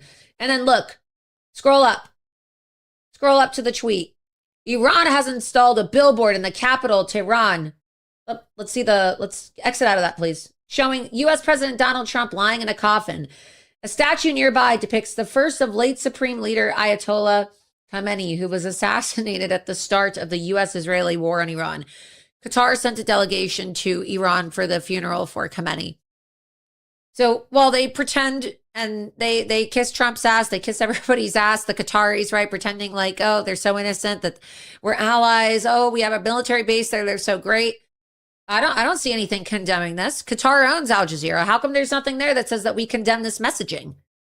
So Qatar wants Trump assassinated. Russia wants Trump assassinated. Iran wants Trump assassinated, okay? Turkey wants Trump assassinated. And China definitely wants Trump assassinated. So you don't ever see a condemnation. When I report this stuff, I always say, oh, look, wow, this is terrible. We got to condemn this, right? Here's what I posted. The Iranians erected the new billboard banner in Tehran showing the White House on fire with the coffins of President Trump, his family members of Netanyahu in front of the building, and it's burning, right? You see the White House burning. The banner is a threat. It has a threat in Hebrew that says blood for blood, eye for eye. Despicable, right? I condemn these people every day. Do you ever see the Qataris condemn this? No, you don't. You see Russia, right? Promoting these Lego IRGC videos. You see Al Jazeera promoting these banners. And they are threatening. They are putting ideas in the minds of their proxies, their Iranian proxies and their IRGC operatives living here in America. And we know, not just from the attempted assassination on Donald Trump, where Iran got caught hiring a Pakistani national, and you can pull that up again. Some of this may sound so crazy to some of you. You may be like, oh my God, what are you talking about? I never heard this before. This is why you have to do your own research, because the media is not going to talk about this. You could talk about this. Asif Merchant. Just type in Iran assassination indictment, New York. So we gotta get this fast. Iran assassination indictment, New York City. Type in Asif Merchant. Asif Merchant. Yeah. There we go. We got it. I think it's ASIF, right? Is that right? ASIF. Yeah, that's it. So again, And my producer's on top of this stuff because, well, we talk about this extensively, right? But if you don't have a photographic memory like I do, you're just going to forget this stuff, right? Like I remember this stuff. I remember Asif Merchant, but that's why you have to like type in the keywords sometimes because not everybody's going to remember, oh, what's the name of that guy that was hired, by the Iranians who was going to kill Trump and he got indicted. You could clearly see, right? The defendant traveled to New York City to hire hitmen to murder a U.S. politician or government official on U.S. soil. You can scroll up, right? What's the date on this? March 26th. You see that. Scroll up a little bit more. Iranian intelligence agent convicted of terrorism and murder for hire in connection with the foiled plot to assassinate U.S. politicians and government officials. March. So for all these lunatics in the woke Reich and these Islamic communists and people like Tucker Carlson and, even some people in the Trump administration, unfortunately, who say, oh, well, this is really unfortunate that we're in this war. Is it unfortunate? Is it unfortunate that we're bombing Iran when they're threatening to assassinate Donald Trump and they're literally hiring IRGC hitmen to murder Americans, threatening to kill me, claiming credit for killing Lindsey Graham, threatening to assassinate Donald Trump, Miriam Adelson, Peter Thiel? I mean, the list goes on and on, right? Is it really a shame that we're at war with people that are hiring hitmen to murder American citizens and elected officials? I don't think so. You can scroll down a bit. We'll go back to Asif Merchant. You can read that section. Federal jury today convicted Asif Merchant, known as Asif Raza Merchant, of murder for hire and attempting to commit an act of terrorism transcending national boundaries. Merchant was a trained operative of the Iranian government's global terrorist force, the Islamic Revolutionary Guards Corps, the IRGC, the same people trying to, well, not trying, actually telling me that they're going to kill me, threatening to assassinate me, which they've been doing for quite some time now. Merchant arrived in the United States in April of 2024. Gee, under Joe Biden. Imagine that, right? Imagine that. That's why Donald Trump, of course, is talking tonight about how all of this has a lot to do with our borders because they bring these people in not just to vote illegally, but that's a form of election interference. Could you imagine if they killed Trump in 2024? We'd have Kamala Harris or somebody right now. So even if you're not voting in the election, bringing in these violent foreign nationals and these terrorists and protecting them and giving cover to these people and running cover for Islamic terror networks and Iranian proxies and letting these people get into our nation, that's a form of election interference. Because what if they had actually really shot Trump in the head as opposed to just shooting him in the ear? And I'm not saying that that's not significant. Obviously, it's still significant to be shot in the ear. But what if the bullet had actually, gone in an inch or half an inch the other direction? What would our country look like right now? Who would be president? That is election interference, as Donald Trump said. So he arrived in the United States in April 2024 when Joe Biden was president. He met with purported hitmen in June. Imagine that, right? 1 month before the Butler assassination attempt. And we were told that Thomas Crooks originally had ties to Iran. And then, of course, they just completely scrubbed all that information. So I find it to be really interesting that this happened 1 month before Thomas Crooks took a shot at Donald Trump. And then we were told, remember, oh, this kid had all these devices and he had bank accounts in foreign countries. And then you never heard about it ever again. And now Corey Comparatori's wife is out there saying that she thinks that it was an inside job. And I'm not mocking her. I'm sure it was an inside job. I'm not doubting it was. I mean, Alejandro Mayorkas being in charge of DHS and Secret Service, denying Trump's campaign Secret Service. Of course it was an inside job. Of course the Biden administration and DHS and then Secret Service, which is run by Alejandro Mayorkas, who was the border czar and allowed for this influx of illegal aliens to come into our country. Of course it was an inside job. They allowed for Iranian terrorists and Pakistani nationals who were going to kill Donald Trump to come into America.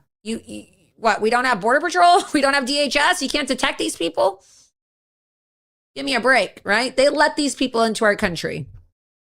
When Tom Oman came on my show last year, he said that there are over 2 million Iranian proxies living in America, okay?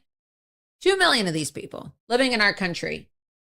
They could be activated like that. So when you see these videos, and I'm going to show you this other video tonight, they're threatening to build a bomb. Again, they have this woman, this Monica Witt, this defector, who's still wanted, by the way. She's still a fugitive, wanted by the FBI in the Air Force, right? She was in the Air Force. Just think about that for a second. In the Air Force. And she defected to a terrorist regime that's threatening to kill the president, threatening to kill me, threatening to kill American civilians. He was arrested in New York and placed under arrest.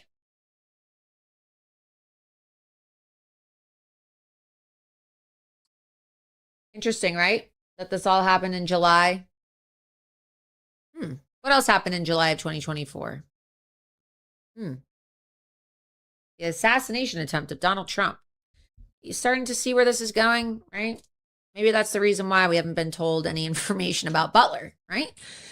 Well, it's probably going to come out a few years from now, just like all this stuff about China's coming out. We're in 2026. How long ago was this? 6 years ago? 6 years ago, and now we're just finding out about this? Are we going to find out 6 years from now that, oh yeah, actually Joe Biden allowed for these IRGC operatives to come to America, and, you know, his envoy was giving classified information to the Iranians, and there was an Iranian spy ring that was operating inside the Biden regime, and yeah, nobody was held accountable, and they almost killed Trump. And then, oh yeah, by the way, they actually did kill Lindsey Graham, or oh, by the way, they actually did end up successfully killing some American personalities. I'm not saying, you know, that they did kill Lindsey Graham. I'm just saying it is very interesting that they had these videos ready to drop, like, you know, an hour after Lindsey Graham was announced dead. It's a little weird, don't you think? Like, this video seems like it would take a very long time to make. So they already had this video made where they're showing the simulation of somebody knocking on Lindsey Graham's door, and then somebody, you know, having communication trying to blow up Trump officials by having a bomb made. Here's the other video, right? You saw the first one. Let's play the second one. This is a part of the series for the Kill Trump IRGC Lego propaganda videos that are spreading all over social media.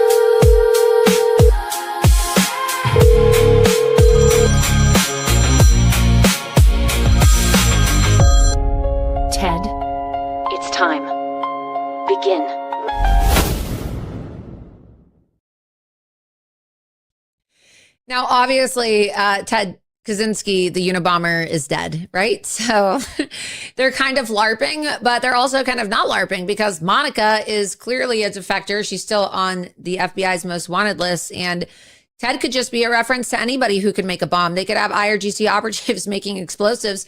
And people know that these Iranian operatives are known for placing bombs. I mean, that is one of their, you know, one of their specialties. Qasem Soleimani was the inventor of the roadside bomb that maimed and killed thousands of U.S. service members. So you got to take these threats seriously. Now, they're actually mentioning me by my full name, and they're making an entire video. So not only are they just featuring my name in some of their videos, but they've actually decided to make their own assassination video targeting me specifically, right? Outside of all these other people who are listed on these lists and in these posters. And this video that they released, it's called Bullseye Loomer, right? So, obviously, Bullseye Loomer, it's a reference to the posters, right? And they're talking about these posters in Iran. So they're clearly working with people who are in Iran, because they're referencing the posters, right? And they'll say, like, oh, you saw the poster and now you're living in fear. And, you know, they make this whole song, right? To talk about you. And this isn't something that they just do overnight. This is something clearly that has been planned and produced. It takes a lot of time to make these graphics and to write the lyrics for these songs. And it's kind of scary, actually, because, well, now I have IRGC terrorists threatening to assassinate me, threatening to put a bullseye in my head, threatening to blow me up, and saying that they're going to come find me and murder me. So knowing this, while there are over 2 million Iranian proxies living in the United States of America,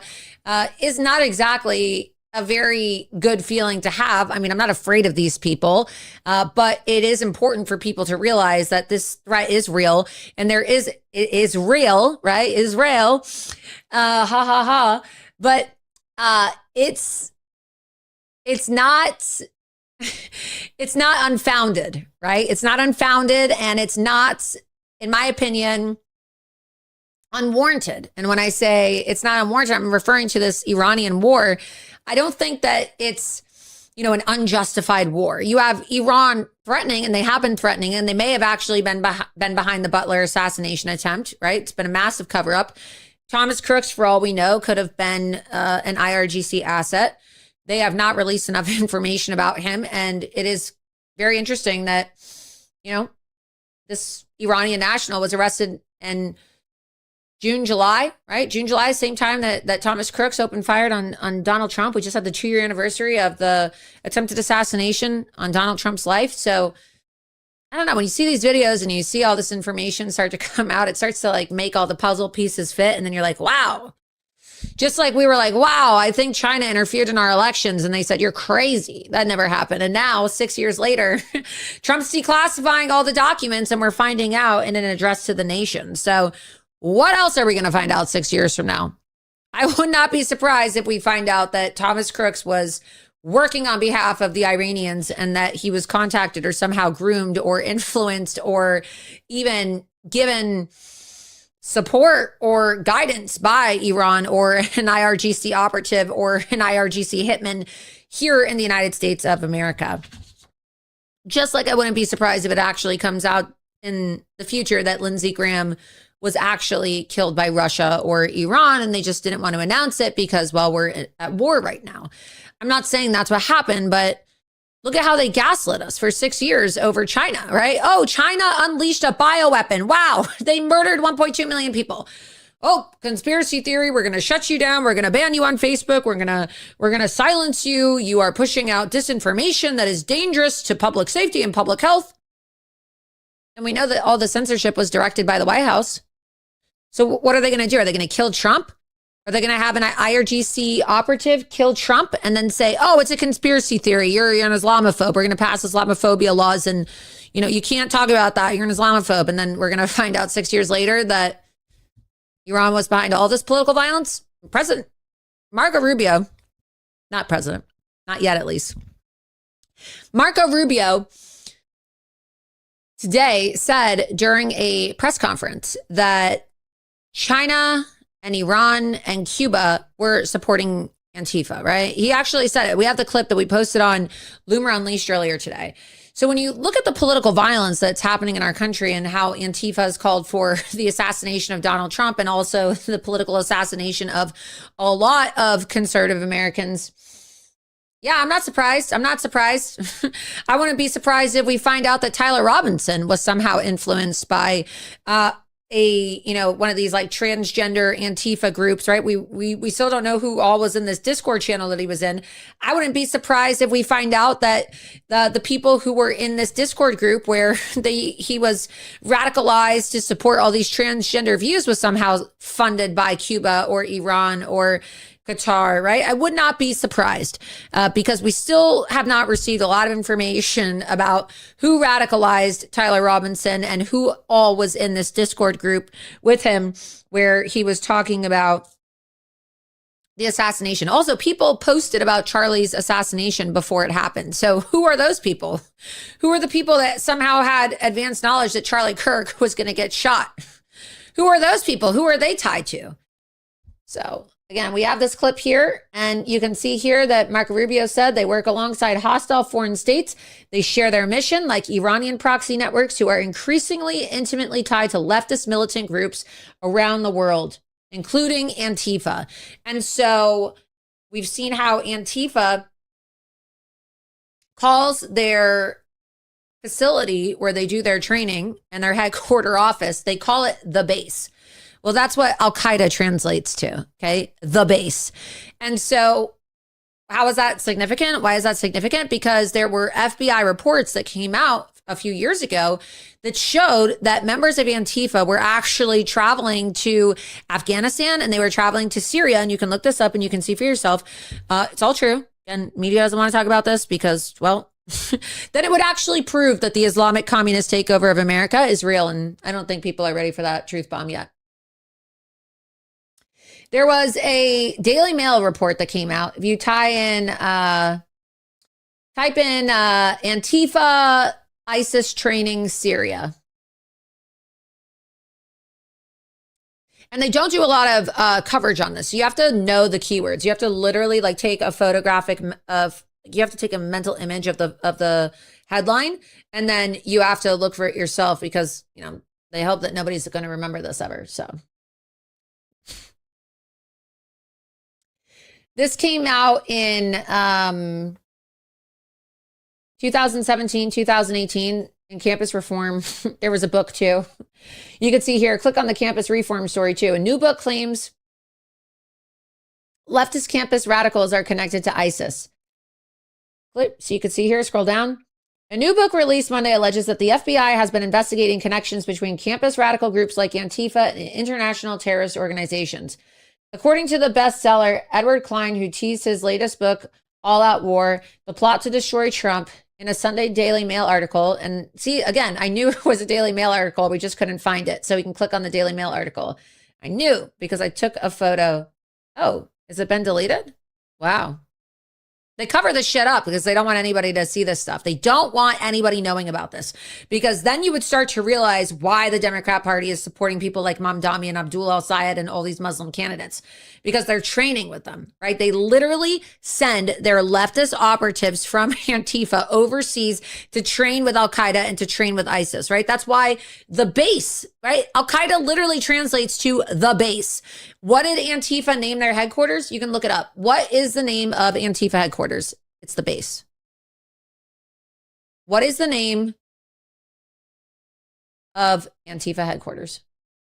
It's called the base. Well, maybe they don't have it on here, but if you type in the base, you can see Antifa, the base headquarters. They call it the base. You'll have to scroll down. Again, you have to do deep research into this stuff because the media does not talk about it. You just saw for yourself how they deleted the Daily Mail article. They go back in time and they try to delete it. Go back to that campus reform article. There's clearly an overwhelming evidence that there are growing ties between U.S. radicals and the Islamic State, as well as several ISIS offshoots and splinter groups. A July FBI report to be published in Klein's book states, showing that the FBI was paying close attention to an anarchist group in Oakland. And you can see here, right, the Daily Mail even reported on this, but then, as I just showed you, they deleted this Daily Mail article. They literally deleted this article because they don't want people seeing this. And then people come out today and they're like, oh, what is Marco Rubio talking about? Well, if you've been paying attention and you've been tracking these political movements, it's really not much of a surprise. Just like Neville Singham, who is one of the largest funders and donors to these radical left organizations. He's the husband of Jody Evans, one of the co-founders of Code Pink, right? Radical left organization that is currently under investigation for their ties to Hamas and their ties to Iran and their ties to Cuban communist movements. Okay. Well, what did we just see? We just saw that, you know, Neville Singham is now under criminal investigation in the Southern District of New York. He is living in China and is doing PR and propaganda for the CCP. And his wife is the co-founder of an organization, Code Pink, that literally is in Congress every single day, walking into the offices of U.S. lawmakers. So you see how these, you know, nonprofit organizations or these so-called activist groups are funded by foreign adversaries or connected to these financial pipelines to foreign adversaries. And it's not too hard to believe that these networks, whether it's Cuban intelligence or whether it is IRGC or whether it's, you know, some kind of, you know, like Russian mafia or some form of Russian intelligence or Muslim Brotherhood or Palestinian Islamic Jihad. Okay, all of these people work together. And there's all these networks. And you saw the way they were able to radicalize Elias Rodriguez, right? You know, the guy that shot those two Jewish young people on my birthday, May 21st of this last year in Washington, D.C., when they were leaving the museum. What did he shout? Free Gaza, free Palestine, right? Like some crazy kid, Socialist Liberation Party, that they were able to completely brainwash to go out and carry out an attack basically in support of Hamas, right? Like, this is no different than if a Hamas Islamic terrorist were to open fire and murder two people in the name of Palestinian terrorism. And so they are working with these radical leftists because they have these trained operatives, these foreign agents who live in the United States of America to coach and guide the leftists and to also train them, right, in paramilitary activity. That is why these people want to abolish ICE, because if you abolish ICE, you're not going, they call ICE a paramilitary force. Like, you have this Muslim wackadoodle Abdul al-Sayed running for Senate in Michigan, and he goes, oh, we got to abolish ICE because it's a paramilitary force. No, what's a paramilitary forces are these foreign agents from Iran and China and Cuba and Qatar and Turkey and Russia working together as an axis of evil and literally engaging in paramilitary activities on the streets of America and training people how to engage in terrorist activity to support either bombing, right? Bombing lawmakers, shooting lawmakers, or carrying out political assassinations like we saw with Charlie Kirk, right? In the name of social justice or left-wing activism. And now they're doing it to me. They have their sights on me. And we'll play this video from Marco Rubio, and then we'll show you the bullseye loomer video. And then you can see why you have to take these threats seriously, because Marco Rubio says that Antifa is working with Iran and China. Well, what does that mean if the IRGC and Iran are putting out videos telling people to kill me? Is it going to be an Iranian that kills me? Or is it going to be some leftist who's working with Iran and working with Cuba that decides that they want to kill me because they're being influenced by these Islamic operatives who are receiving funding from the IRGC on U.S. soil? And our idiotic retard DHS Secretary, Mark Wayne Muslim, as I call him, doesn't want to do traffic stops, doesn't want to deport Muslims, doesn't want to deport jihadis, doesn't want to break up these terror networks and these sleeper cells in America. And well, he hasn't really done much at all to address mass deportations, as we've seen, right? That's just kind of a promise that I don't really think we're going to be seeing or receiving. We haven't really seen a lot of mass deportations, especially not deportations of Islamic jihadists. So let's go ahead and play this clip of Marco Rubio. This is from today, by the way, from today. Sharing the same mission. Antifa militants and their comrades travel from across Europe and to the Americas to participate in each other's attacks, to funnel propaganda and training materials and target information through shared encrypted channels, moving through underground networks of safe houses and finance, and sustain their operations through transnational funds. And they work alongside hostile foreign states that share their mission, like Iranian proxy networks, who are increasingly intimately tied to leftist militant groups around the world. The Cuban regime's sprawling intelligence and ideological network helped to build the far left in our country and in our hemisphere. And it remains inextricably linked to the far left groups and movements across and beyond the West. And you can see how they are working with the radical left to push out political violence against American conservatives and just Americans in general, because this is, and I have to warn you, viewer discretion is advised. It is very disturbing, this video. It's called Bullseye Loomer, and it is an IRGC propaganda film, one of their Lego videos in which they are calling for me to be assassinated. And this traces back to IRGC affiliates in Iran. And I've been working with several members of law enforcement to get the identities of the people who operate these accounts and some of their immigration statuses and also their networks here within the United States. And I am in touch with the FBI, and I'm actually in touch with the Secret Service as well. And I'm also in touch with the State Department because my life is literally in danger. So let's go ahead and play this clip. You wanted the strike. You wanted the smoke. Then you saw the poster. Bullseye Luma, look who froze. Love the red dots till one got close. Beg for the bomb from a safe little room. Now you stare at the poster like it knows you're doomed. Bullseye Luma, panic online. Logged every target till one crossed your line. Graham went down, now you read every sign. Bullseye Luma, panic online. You told Israel strike when the mourners convened. Turned the funeral into a bombing scene. Cheered every hit from a studio chair till Tehran raised your picture in the air. Wanted regime change, wanted Iran torn. Watching every warning answered with war. Big war talk from a safe front seat. Now every little shadow got you checking the street. You loved the fire when the fire stayed far. Loved every missile like a rising star. But the second that the symbol came near, that war hawk voice disappeared into fear.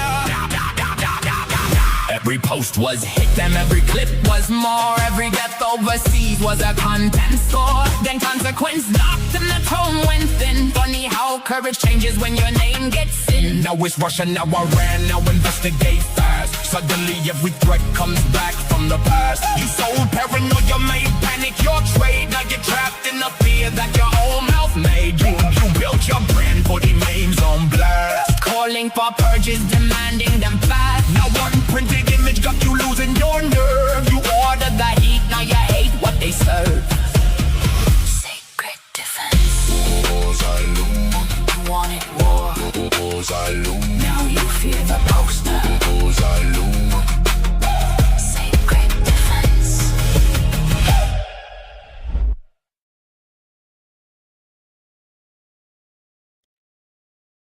Crazy, isn't it? Absolutely crazy. So I take the threats very seriously, but this is what they're doing. And people have to take it very seriously because it's very highly professionally done. And they are clearly, from my understanding from talking to people in AI and people who make AI videos, we don't really have this type of technology that's like available to the public in the United States to make these type of videos this fast. Like this was done. These videos were made. I'm not exaggerating.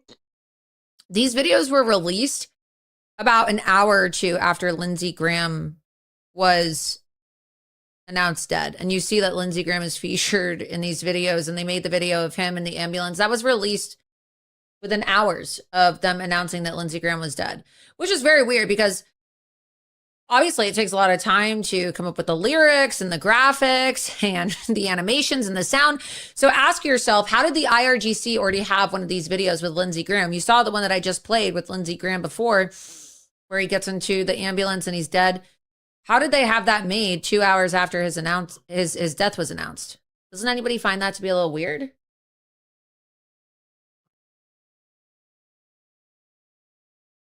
I don't know. Looks like they're going to need to update their Lego hair colors too. So who knows? We'll see how good their AI is, right? If they put some blonde highlights in my next Lego video. There's more though. There's even more of these videos. I'm going to play a few more of these videos. They're quite disturbing, but I just want you to see how they're using animation and AI and these propaganda videos to push out their message. And they always end them with KT. KT is a direct threat. It means kill Trump. They're trying to kill Trump, and they are now offering multi-million-dollar bounties for the assassination of Donald Trump. So it doesn't even matter if these people are Iranian nationals or if they're US citizens. Regardless, they are threatening the life of the president. And some of these people who are making these videos are U.S. nationals. And so they should be arrested. They should be arrested for espionage, for treason, for pushing out propaganda for the Iranian regime during a time of war. And they should be arrested for making threats of assassination against private U.S. citizens and the President of the United States. Let's go ahead and play this video, and you can see some more. Again, they're threatening to take revenge on Donald Trump.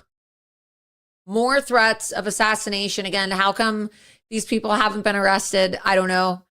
But I hope that our law enforcement agencies take it very seriously, because they are serious. And when they say that they're going to kill you, you should take these people very seriously, because they have hired hitmen, as we've seen through the indictment that I just showed you, to carry out the assassination of Donald Trump. So let's go ahead and play this clip. Iran's supreme leader, Ayatollah Mujtaba Khamenei, says these criminals, whose names from top to bottom are all on record, will take to their graves the unfulfilled wish of dying peacefully in their beds. And soon, individuals among the free people across the world will each carry out a part of this divine mission.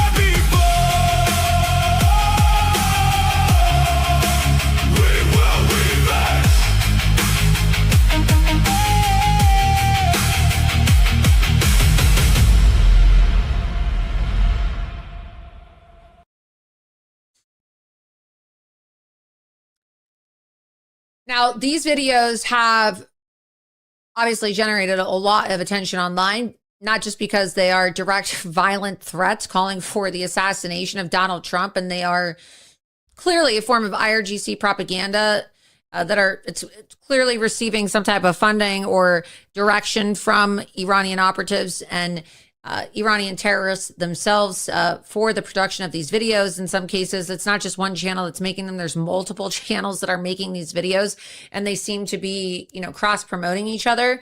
And there's actually this long video. It's about 14 minutes long, and a lot of people have taken interest into these videos. And I was doing some research into the people who operate these accounts, and then I came across this 14-minute long video that actually breaks down the purpose of the propaganda and who is behind the propaganda. And again, it's a 14-minute long video, but I think it's really interesting and really educational and quite informative, and provides a lot of the same information that I uncovered before I found this video.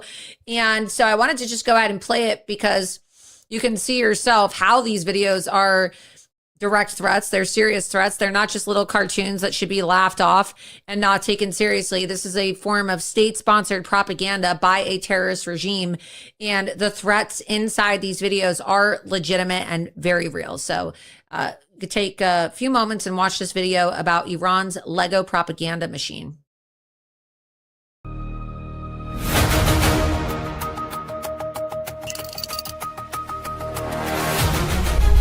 Over the last few months, these videos were everywhere. Funny, shareable, harmless looking. A children's toy doing political comedy. Millions of people shared them. Most of them had no idea they were sharing a message written inside the Islamic Republic of Iran. The reach wasn't an accident. By April, these clips had pulled tens of millions of views across TikTok, Instagram, and X. AI created Lego cartoons, replicating or mimicking the... Why Lego? The BBC and PBS covered the clips. Celebrities reposted them. The government pays you. Our interview is about Lego, sorry. The clip's host told the BBC he chose Lego because it's, quote, a universal language. He was telling the truth about the method, just not about who was speaking it. because the people who made these videos have never shown the world their real faces. Officially, they're anonymous. By the end of this video, they won't be. I'm Bruce Pannier. I've spent 4 decades covering the former Soviet Union. This is the Tehran Research Center, hosted by the Yorktown Institute, where we break down the geopolitics of Turkey, Iran, the Caucasus, and Central Asia. This one's a little different. It's special investigation produced in cooperation with the Third Lantern, an open-source intelligence channel that tracks political influence and active measures campaigns. It's a story of who's behind the operators the Third Lantern unmasked, name by name, and the state media pipeline that trained them, built them, and is still running them today. Every name, every tool, every transaction you're about to see, they documented in the open. Our job here is to walk you through how they did it. If you're new here and want more analysis like this, please like, subscribe, and leave your thoughts in the comments. Now, let's get into it.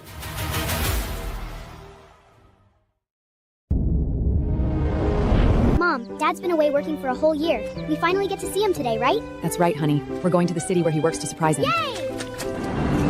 Dad's over there! The channel launched in June 2025 during the first war with Iran. That timing was no accident. It was built for a wartime information fight from the start. For its first 9 months, it stayed small and domestic. Persian language.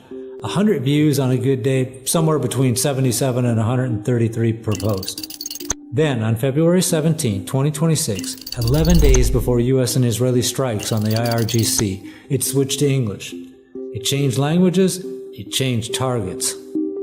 No platform classifier is trained to catch AI Lego as foreign influence. Reposting it costs you nothing socially. And it fits every short-form platform without a single edit. The point was never to make Americans love Iran. The point was to make Americans angrier at each other. Epstein, the elite corruption for the populist left and right. Forever wars for the anti-war left and the isolationist right. The IRGC didn't invent these divisions, but it mapped them and fed each one. Posts from abroad get throttled. But when a trusted local account reposts the same thing, the flag doesn't follow. It spreads like any normal post. The credibility of the messenger transfers to the message. According to the investigation, that's exactly what happened when figures like comedian D.L. Hughley and the Strokes' Julian Casablancas amplified the content to their own audiences. The reach got laundered through American voices. That's the machine. Foreign content laundered through trusted American voices, multiplied into tens of millions of views with the source invisible the whole way. So who are they? The operators never volunteered names. Unmasking them starts with the most basic move there is. You read what they put in public. Their own link tree listed everything: TikTok, the main Telegram channel, Facebook, SoundCloud, Rumble, Threads, and buried in that main channel, a personal admin handle they advertise nowhere else. Run every known handle through a username enumeration tool. They used Sherlock. And see where else these names live. And here's the first crack. I ran that admin handle through Hudson Rock's breach database, a tool that checks usernames against machines infected by InfoStealer malware. It came back with a hit. This account was compromised by a Luma InfoStealer in January 2024, more than 2 years before anyone outside Iran had heard of explosive media. 26 logged services, a Windows 10 machine, and an exit IP routing through Omantel and Oman, a pattern consistent with the Iranian VPN traffic, and Muscat is a documented hub for IRGC sanctions evasion activity. Now, you need a face. The pilot video back in June 2025 has a consistent host.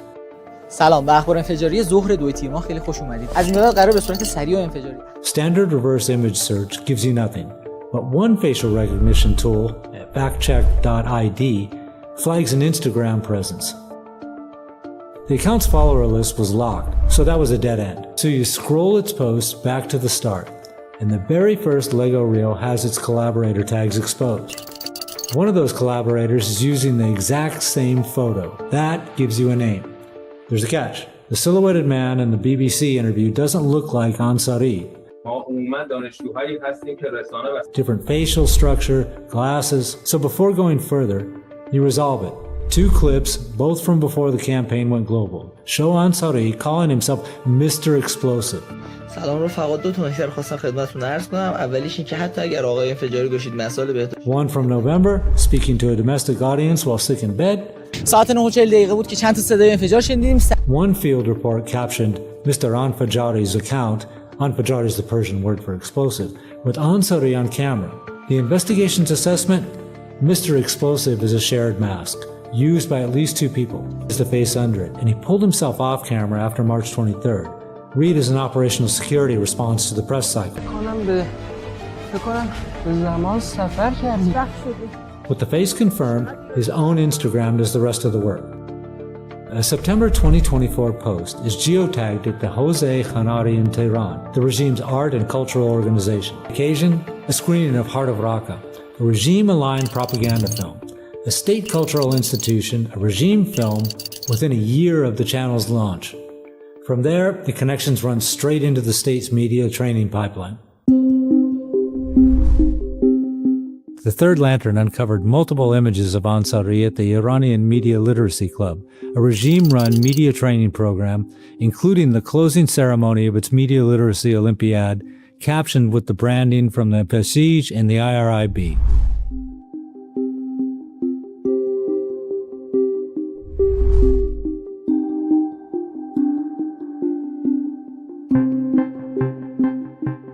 This isn't guilt by association, it's a documented chain. Ties to the Iranian Media Literacy Club, the Media Literacy Olympiad, captioned with IRIB, Basij branding. If you haven't heard of IRIB, then here's what you need to know. It's the Islamic Republic of Iran Broadcasting, Iran's state radio and television monopoly. Think state TV answering directly to the supreme leader under Iran's own constitution. Every channel, every broadcast. The Young Journalists Club, an IRIB youth arm. The Olympiad's parent body sits under Shahid Avini, the cultural arm of the Basij of IRIB. The Basij is the IRGC's domestic paramilitary force. And the U.S. Treasury has sanctioned the IRIB for cooperating with Iranian intelligence and the IRGC. A 2019 action documented joint IRIB and IRGC withdrawal of roughly $4.8 billion from Iran's National Development Fund. That's not just an ideological tie, it's a financial one. So look at what this actually is, a pipeline. Youth media training, run by the Basij's cultural arm, feeding into IRIB programs, scaling into state-aligned production. Ansari didn't come from nowhere, he was produced by the same broadcaster that moved billions with the IRGC. The collaborator tags hand you the rest of the team. A VX operator handle Myanjism, who built concealment in from day one, running a former identity behind an AI-generated profile face. On launch day, he changed his avatar from blue to red, the red of the Shia flag of revenge raised over Jamkaran Mosque days after Khamenei's death. His real name? Still unknown. The one member of this team who remains fully anonymous today. یه بخش دیگه هم تو مخاطبینمون داریم تو فضای رسانه، این که یه حسی که خصوصا بعد از پرونده اپستین. Then the AI director, Manziar Rostampur, named on camera by Iranian state media itself, Mer News, in his operational role. He'd won a prize at the regime's Amar Soft War Film Festival weeks earlier, and he calls his own work out loud a media war. واقعیت جنگ چیزیه که الان ما پیروز جنگیم و اینو اگر تو رسانه یک مقداری بیشتر بهش توجه بکنیم شاید. And a creative partner, Saeed Mehdi Hashimi, tied to Rostampur through podcasts 19 months before any of this went viral. Confidence high. They are not hiding what this is. Rostampur says it on camera to Iranians. The Epstein angle that runs through all this English language content, he uses the exact same framing in Persian to a domestic audience. It's scripted from the top. They ask for donations, 2 wallets, 1 Bitcoin, 1 Solana. And here's the mistake. Public blockchains mean anyone, anywhere can watch every cent move. Donations come in, then all at once, someone empties the wallet. In crypto, that's called a sweep. It happens again a week later. Both times the money lands in the same destination wallet. And that one empties out too. Someone is watching this on a schedule. Cluster that destination wallet using a free tool, Wallet Explorer, and it resolves to Huobi, one of the largest exchanges in the world, now rebranded HTX. Historically, the permissive option when Binance, Coinbase, and Kraken screen you out, exactly where you'd cash out if you were sanctioned. And this is the part that matters. 4 donations came straight out of Binance accounts, not personal wallets, active exchange accounts. The Bitcoin sweeps went to Huobi. A Solana transfer went to CoinX. Every one of those exchanges is legally required to verify exactly who their users are. That's called KYC, Know Your Customer, which means real names with government IDs attached are sitting in compliance files right now, available to any law enforcement agency that asks. Has anyone actually made it to level 4 before? If you're slightly congested, use level 1. Add it all up, and the wallet's raised about $1,600. That doesn't cover the AI rendering bill alone. Never mind staff, software, equipment. So the donations aren't the funding. They're set dressing to make a state operation look like a grassroots one. The real money comes from somewhere else. You said that you did work with the government. You had done some projects with them. ما در وهله اول ویدیوهامون خودمون میسازیم و مشتری‌های مختلفی داریم. قطعاً یکی از مشتری‌های ما دولت هستش. Okay, so you do make videos for the government. Different from your person. اداره رسانه‌مون با دونیت‌های مردمیه ولی برای درآمدزاییمون مشتریایی که The government pays you. The government pays you to make videos. Four independent trails, face inside a state cultural institution, a regime network watermark, a state film festival award, and a pattern of state media amplification all converge at the same place. The IRGC, the state broadcaster, and the besiege. The investigation rates that link at high confidence. And it puts names where there was a mask. M. Taha Ansari Mohseni, the face. Maziar Rastampur, the AI director, named by Iranian state media itself. Saeed Mehdi Hashimi, the creative partner. These aren't historical figures. The admin account was still active in early May. Ansari quietly unarchived his explosive media posts once the international press moved on. Here's the uncomfortable part. The old detection systems are built for fake American accounts posting fake American text. This is openly Iranian, wrapped in a children's toy and an American soundtrack. It doesn't have to convince you of anything. It just has to be funny enough to share, and then you do the rest. We didn't ask you to take our word for it. Every address, every tool, every record in this investigation is public. Go check it yourself. That's the whole point. Because the operators now have names, but the pipeline that produced them is still running. That's what part 2 is about. The programs and the people, one level up. If you're interested in this analysis, then please like and subscribe, and please leave your comments in the bottom.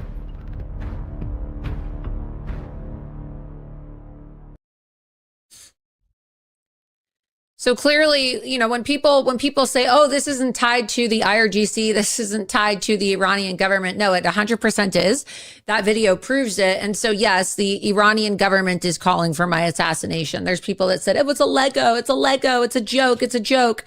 No, it's an effective form of propaganda because, as they said, the toy is universal. Everybody knows what a Lego is. And they tried to put music that, you know, is either from an American soundtrack or something that, you know, would be out of an action film.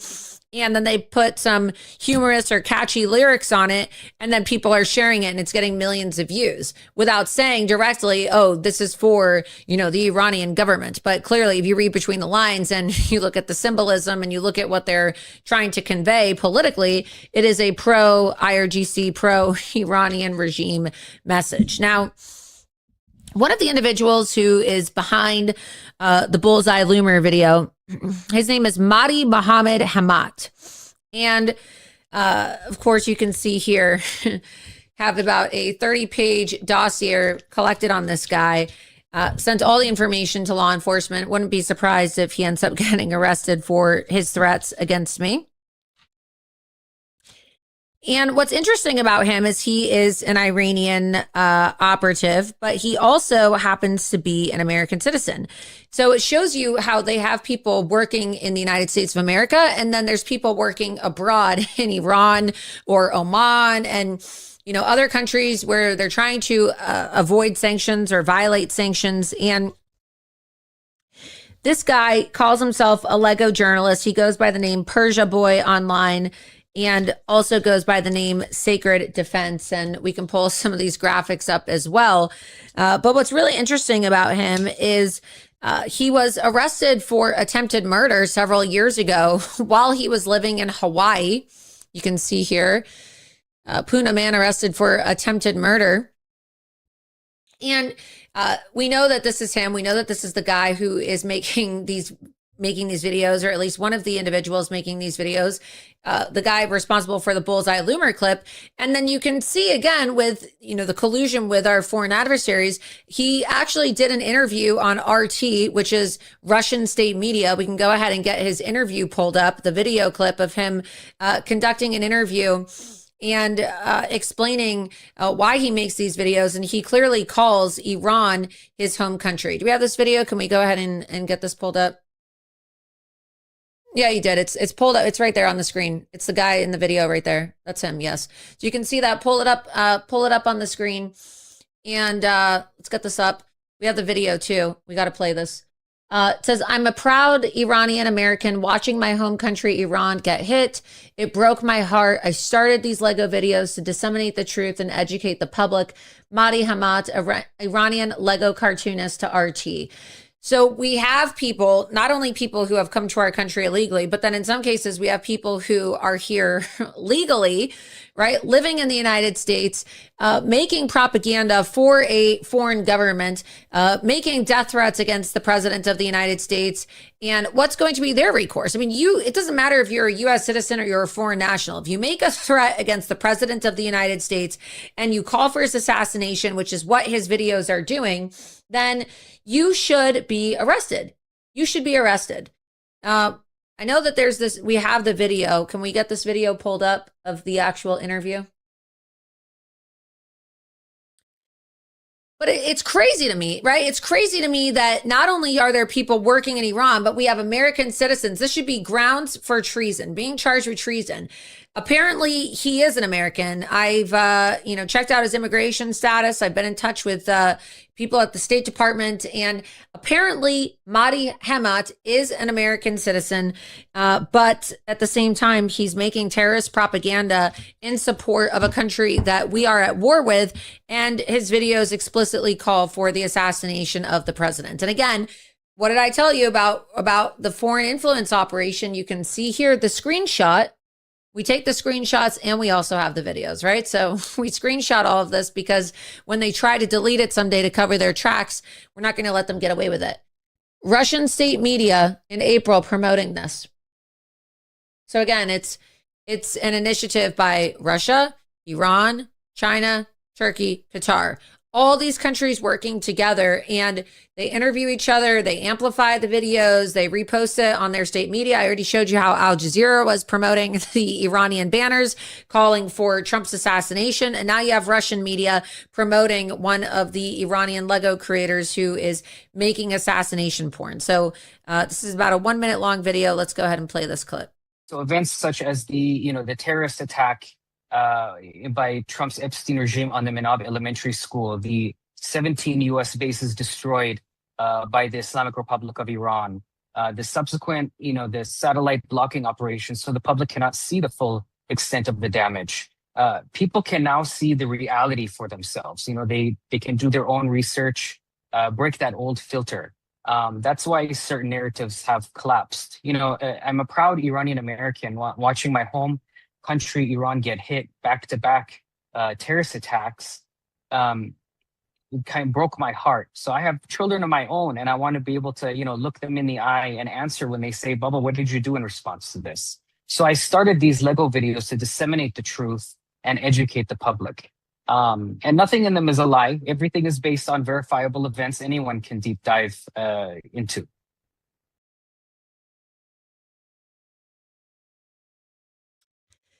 So you'll notice that he calls Iran his home country, even though he's living in the United States.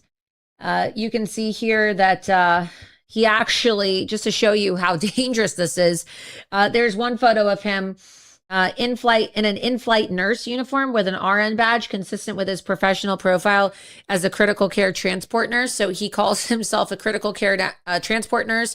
He also says that he's a NICU nurse. We can go ahead and get this photo pulled up as well.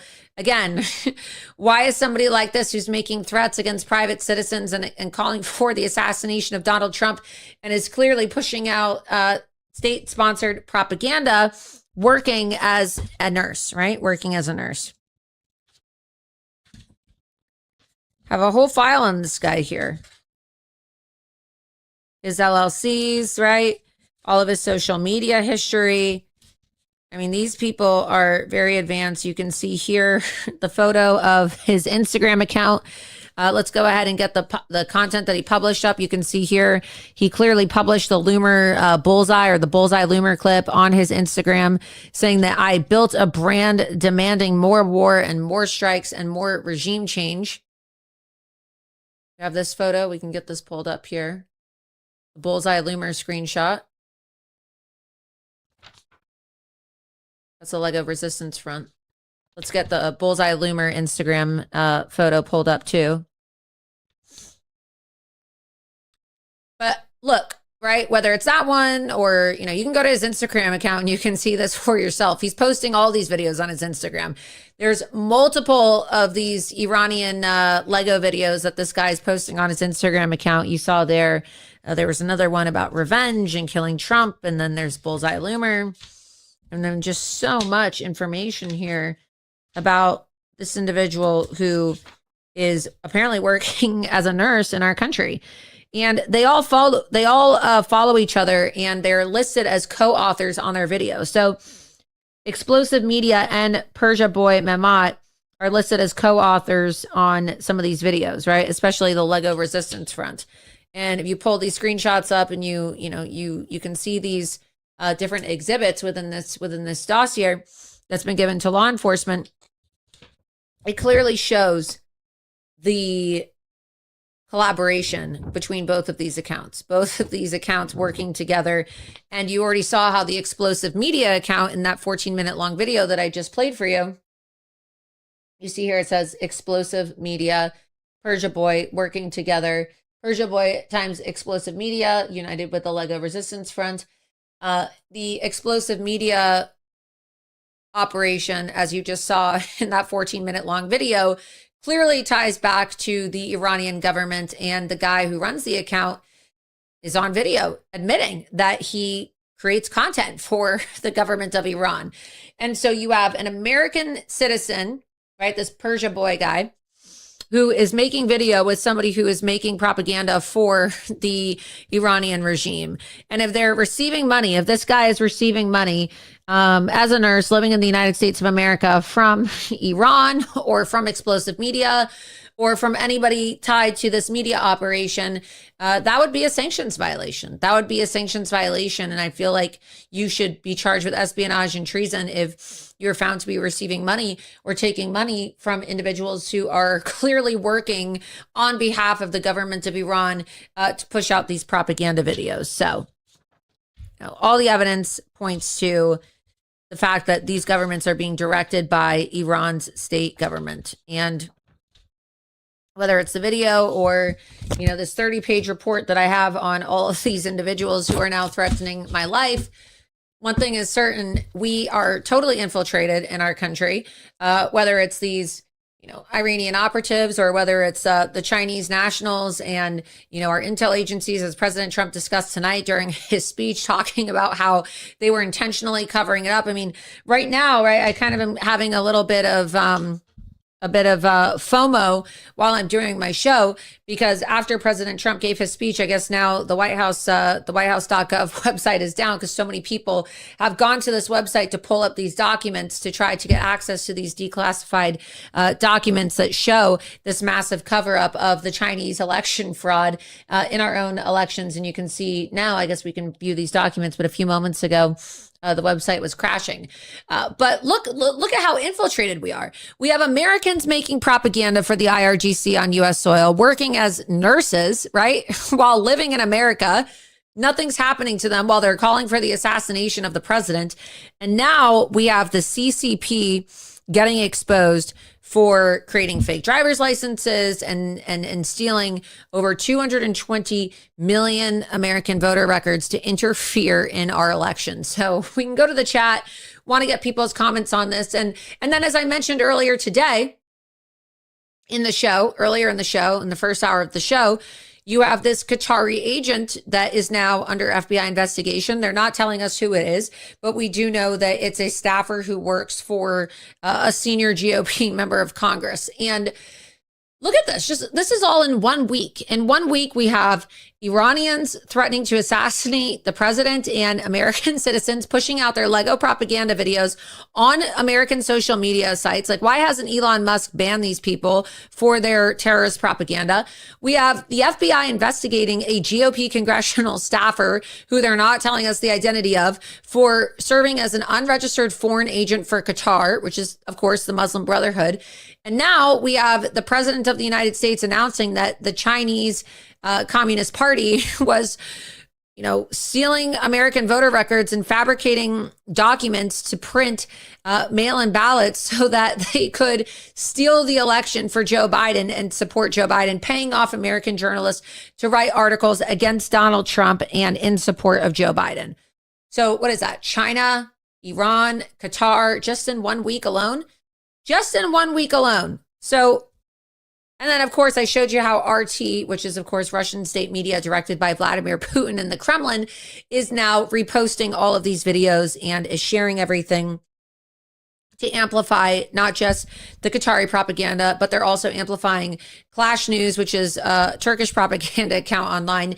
They're amplifying Turkish propaganda, Qatari propaganda, and Iranian propaganda by sharing all of these videos. So, and I just can't help but think about what Pam Bondi did upon being sworn in as Attorney General, right? Eliminating the enforcement for FARA at the DOJ. We have so much violation right now, so many violations happening with people not registering as agents, foreign agents, meddling in our country, trying to commit foreign interference. And well, look, it resulted in a stolen election, the invasion of our country, and now it's calling for the open assassination of Donald Trump and his supporters. And who knows, maybe it was even tied to the death of Lindsey Graham. Maybe we'll never find out, or maybe we'll find out 6 years from now, just like we're finding out 6 years later about the stolen 2020 election. Take a couple questions before we close out tonight, but the foreign interference is out of control.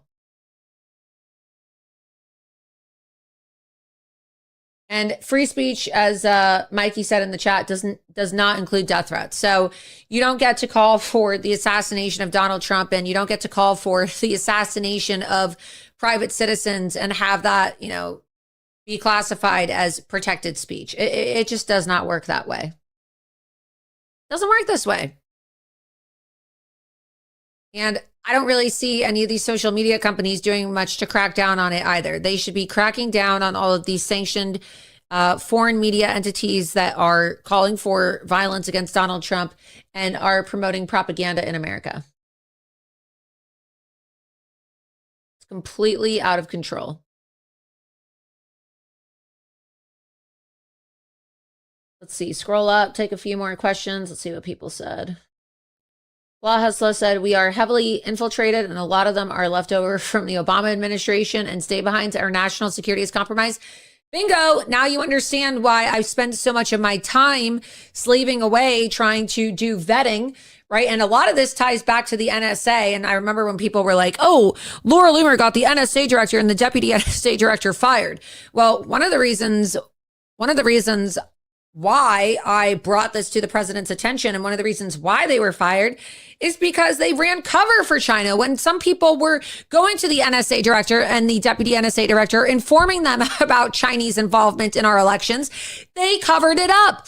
They turned a blind eye. So yeah, I was right. Imagine if we still had the same NSA director and the deputy NSA director. So I deserve a medal for the vetting that I've done for this administration, helping them clean house in our intel agencies, getting some of these deep state operatives removed from the Trump administration, because a lot of these people at the NSA and DIA and NSC are directly tied to this massive cover-up that is now getting declassified by the White House in real time. In real time. I have uncovered so much. And look, I know that I'm not going to ever be thanked for the work that I've done, but you can clearly see from my reporting in the Darien Gap and all of the work that I've done to help clean out some of these intel, these intel agencies and just the intelligence community in general, really having one of the, I probably have the top record when it comes to scalps inside the intelligence agency. The people that I've been able to, get the president to fire or terminate based off of my reporting and my investigations. Imagine if these people were still in there leading up to 2026 and leading up to 2028, knowing what we now know and how some of these people were involved. And look, I see some of this stuff is now tying back to Microsoft as well.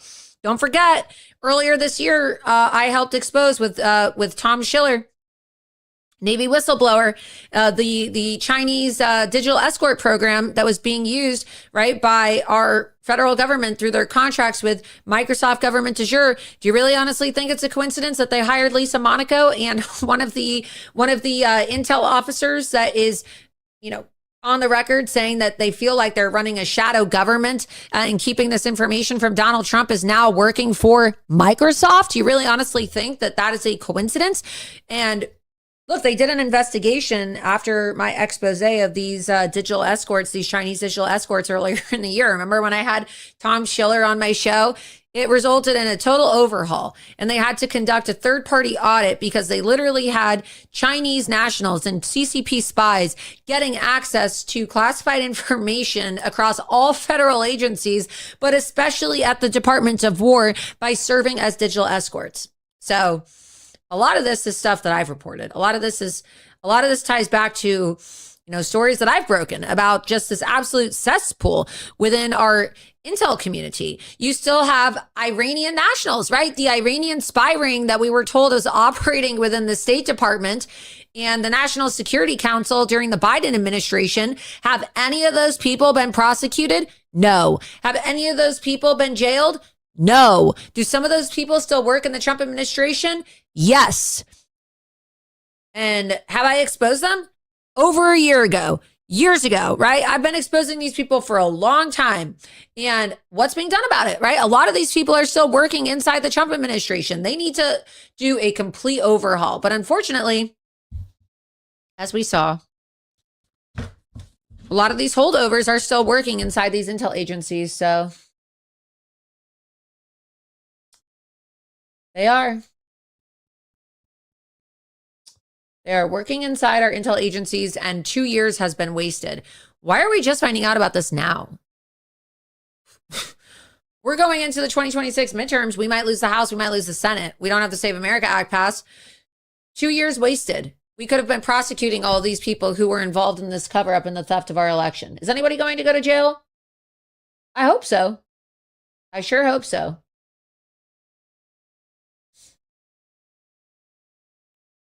So hopefully people go to jail, because we will know that there is no justice and no accountability in our country if after what was released tonight and what was declassified tonight results in nobody getting arrested and nobody going to jail. That's how you'll know. You'll just know that we are a conquered nation, that we are completely controlled by our foreign adversaries, and that we probably will collapse as a nation. I've been saying it for a long time. America 250 is not a celebration. America 250 is a funeral.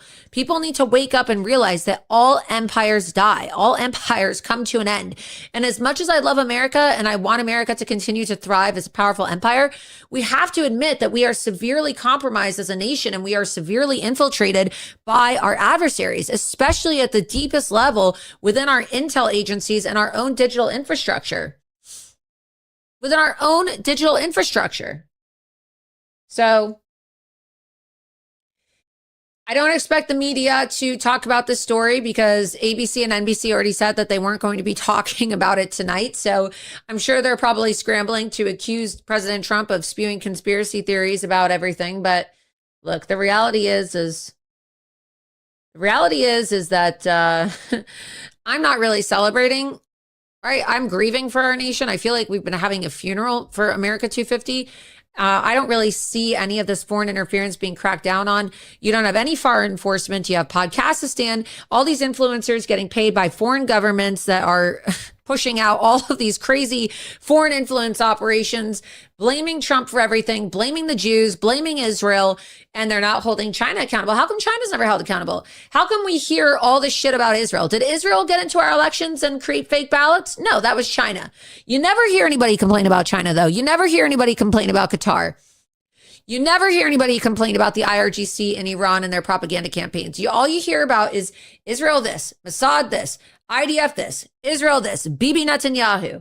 Nobody wants to talk about Xi Jinping and the CCP efforts to rig our elections. So we need to take down the CCP. It's time to kick out every single Chinese foreign national in our country, especially all of the foreign Chinese students who, let's be honest, they're just spies.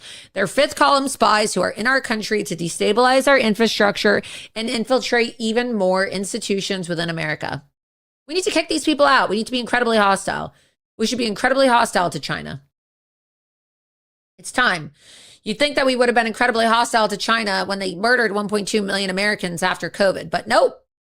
Roll out the red carpet. We always roll out the red carpet for Xi Jinping. I'm sure that we're going to roll out the red carpet for him when he visits the White House. Isn't he supposed to visit the White House, I think, in September?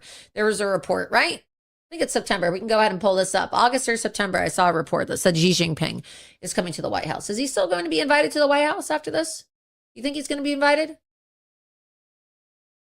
Xi Jinping is scheduled to visit the White House in Washington on September 24th, 2026. So I wonder if this is just going to be another love fest or if the White House is going to demand some answers from Xi Jinping, or maybe they'll cancel it. I mean, why would you want the top Chinese spy, Xi Jinping himself, sitting inside the White House? Why would you even want to have Xi Jinping at the White House? Personally, I think after the revelations that came out tonight and these declassified documents, it's time that Xi Jinping is disinvited from his Oval Office meeting.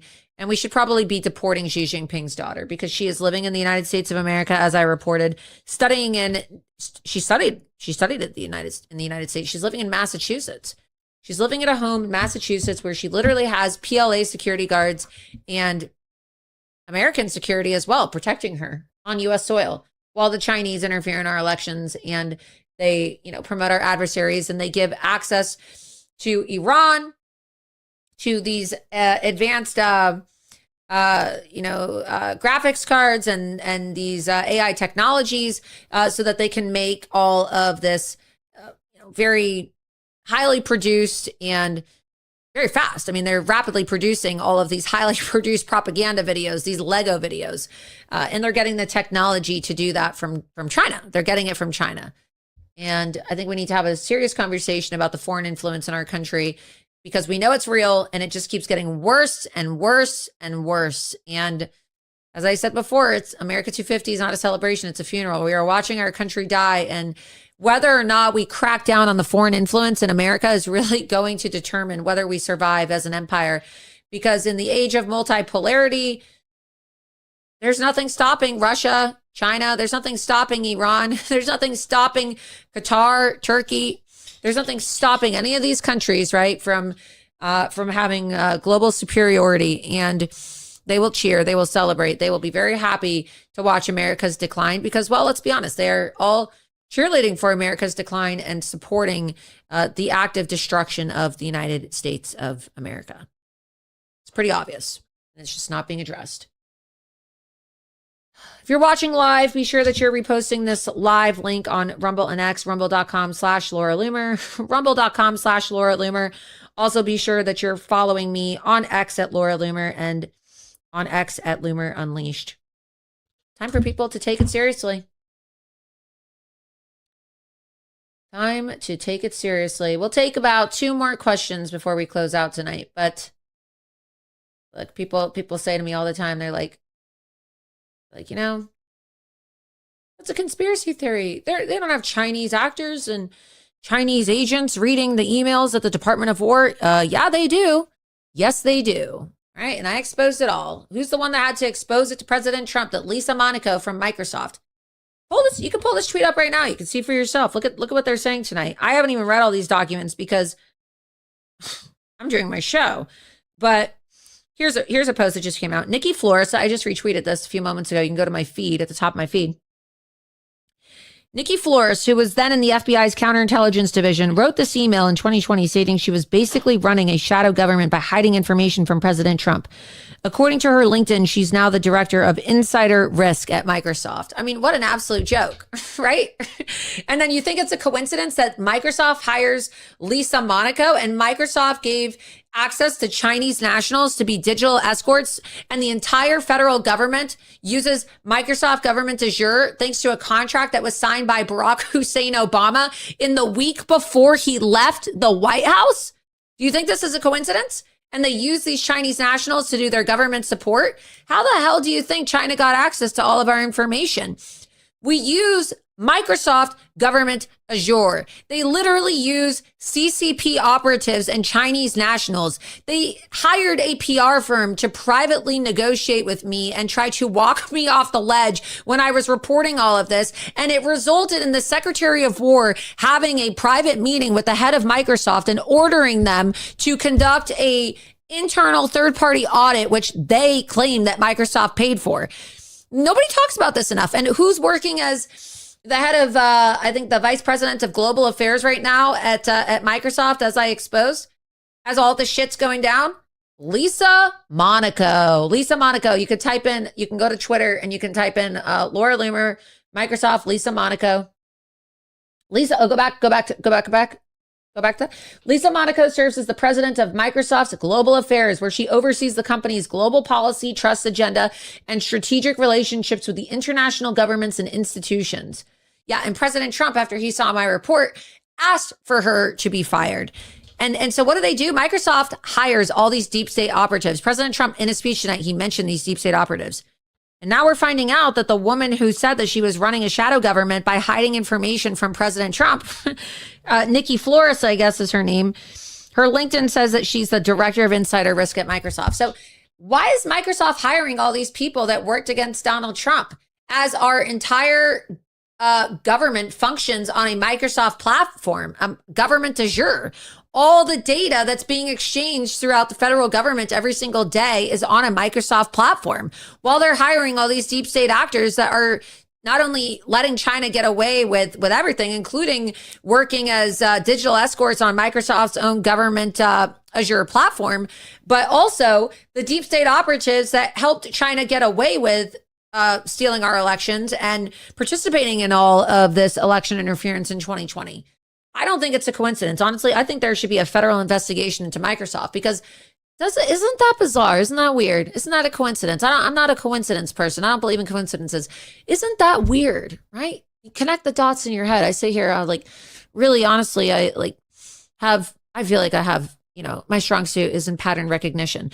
But you sit here and you connect the dots and you see all these patterns. And the thing I see is, I just see Microsoft, right? It's like a glaring red siren in front of my face. And every single bad actor who's involved in this somehow ties back to Microsoft, right? They tie back to Microsoft. And look, I reported this last year.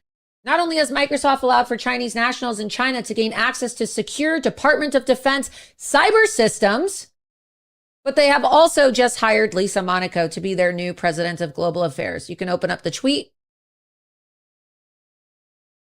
Monaco served as the Deputy Attorney General of the United States from April 2021 until January 2025 under Joe Biden. Prior to that, she held significant roles under Barack Hussein Obama, including Assistant Attorney General for National Security and Homeland Security and Counterterrorism Advisor. Additionally, Trump hater, Democrat mega donor, and Jeffrey Epstein associate Reid Hoffman is on the board of Microsoft. Okay, you're starting to see how, all this is playing out. Microsoft should lose their government contracts immediately for allowing Chinese nationals to gain access to our classified information. Guess who authorized the contract with Microsoft in 2016 to allow them to control the entire cyber infrastructure of our federal government? Barack Hussein Obama, Lisa Monaco's boss. Again. And then what are we finding out? What are we finding out tonight? The director of insider risk at Microsoft, Nikki Flores, was then in the FBI's counterintelligence division, where she wrote the email in 2020 stating that she was, quote, basically running a shadow government. You can pull that tweet up again on my X account at the top of my feed. See that there for yourself, right?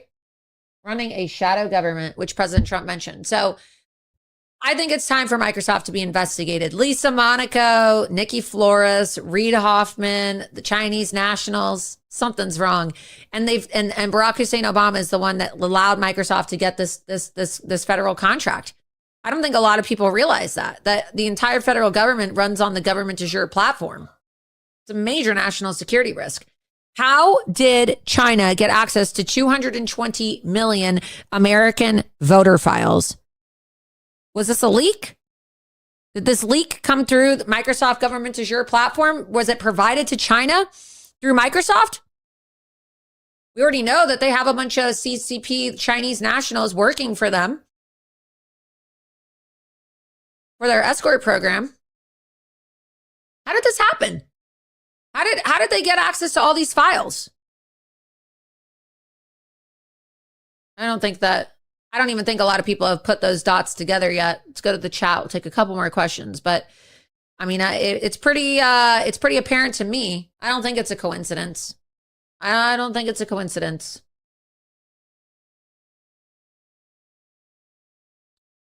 I do not think it's a coincidence. Oh yeah, and who's originally tied to Microsoft? Oh yeah, Bill Gates. We all come full circle, right? All comes full circle. We are a conquered country, you guys. We are totally infiltrated. I don't really know if we can be saved at this point in time.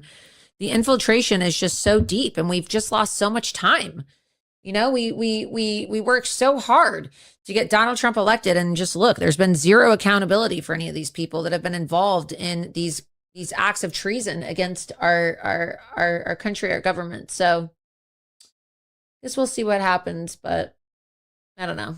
Just seems like going into the midterms, nobody's been held accountable, right? There's got to be investigations, of course. Is anybody going to go to jail? No. So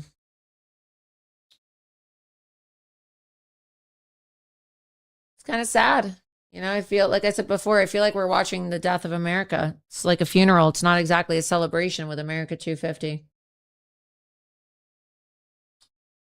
People say they agree. Oh yeah. Oh, and don't forget all the Chinese spy balloons as well.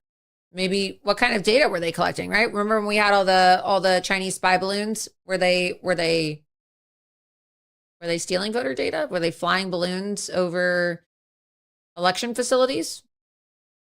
Hacking into databases? I mean, I don't know. I don't know how all this works, but it's kind of interesting, isn't it?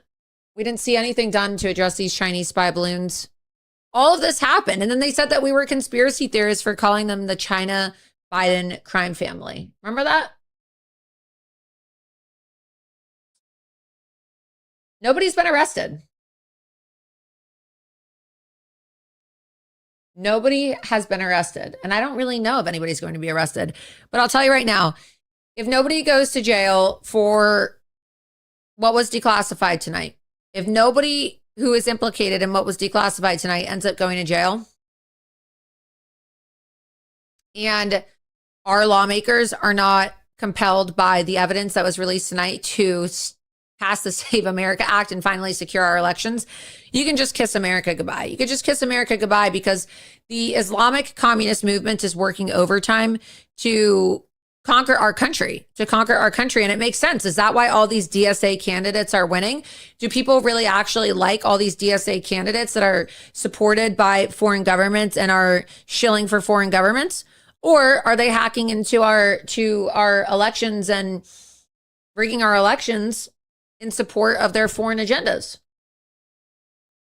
It's been over 500 days of the second Trump administration and nobody has been arrested. Nobody has been held accountable. We constantly keep hearing about all this foreign interference and all these crimes and acts of treason. When are people going to jail? When? If nobody goes to jail, America is done. I don't want to be a party pooper or a downer, but that's why. That's why. Somebody said, Laura, why were you out for a month? Because I was traveling and also I have not been feeling great. That's why.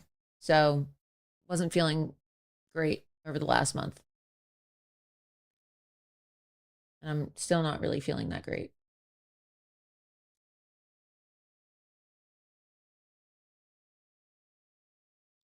Somebody said Bolton was convicted. Yeah, Bolton. But look, we have so many more people who actually need to go to jail and, in my opinion, are engaged in way more sinister and criminal behavior than John Bolton. Not saying that he's innocent, but look at all these people that are funding all these radical left communist Islamic organizations in America that are, you know, promoting political violence. You know? I think there's people who have committed even worse crimes who are just roaming the streets of our country right now. There are people making this Iranian propaganda, as I showed you tonight, threatening to kill the president, and they are comfortably sitting in their homes and nobody's arresting them. Nobody's holding them accountable.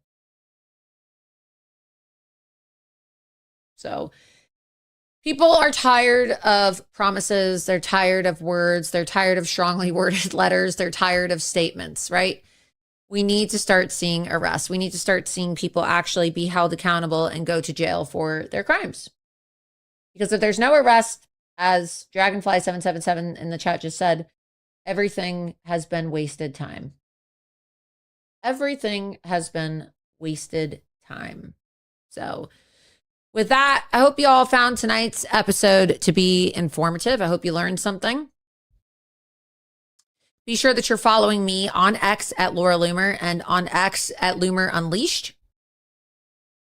Also, be sure that you download the Rumble app, enable notifications on your phone, hit the green follow button, download the Rumble app so that you never miss an episode when I go live, and keep your head on a swivel because look, we have a lot of these foreign operators and these foreign agents who are living in America, pushing out propaganda, trying to promote political violence in our country and trying to sow chaos and ultimately cost us the election, right? They want to cost us the midterm elections and they want to cost us the 2028 election because if they take the House, they take the Senate, they are going to pack the Supreme Court, and then they're going to move to change the Constitution so that foreigners can actually hold office in America. That's what they want to do. They want to change the Constitution so that foreigners can be president of the United States. Right now, foreigners can hold office, but they can't be president, right? You have to be born in America to be president. That's why they lied about Barack Hussein Obama being born in Kenya,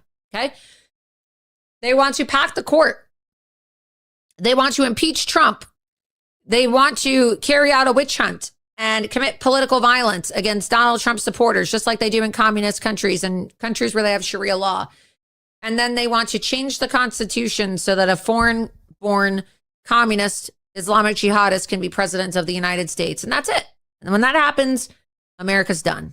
America's done. That's it. And you just have to accept it. You know, we have the opportunity to fight now. But as President Trump said tonight, It is imperative that all of you contact your representatives and you encourage them to vote yes in support of the Save America Act.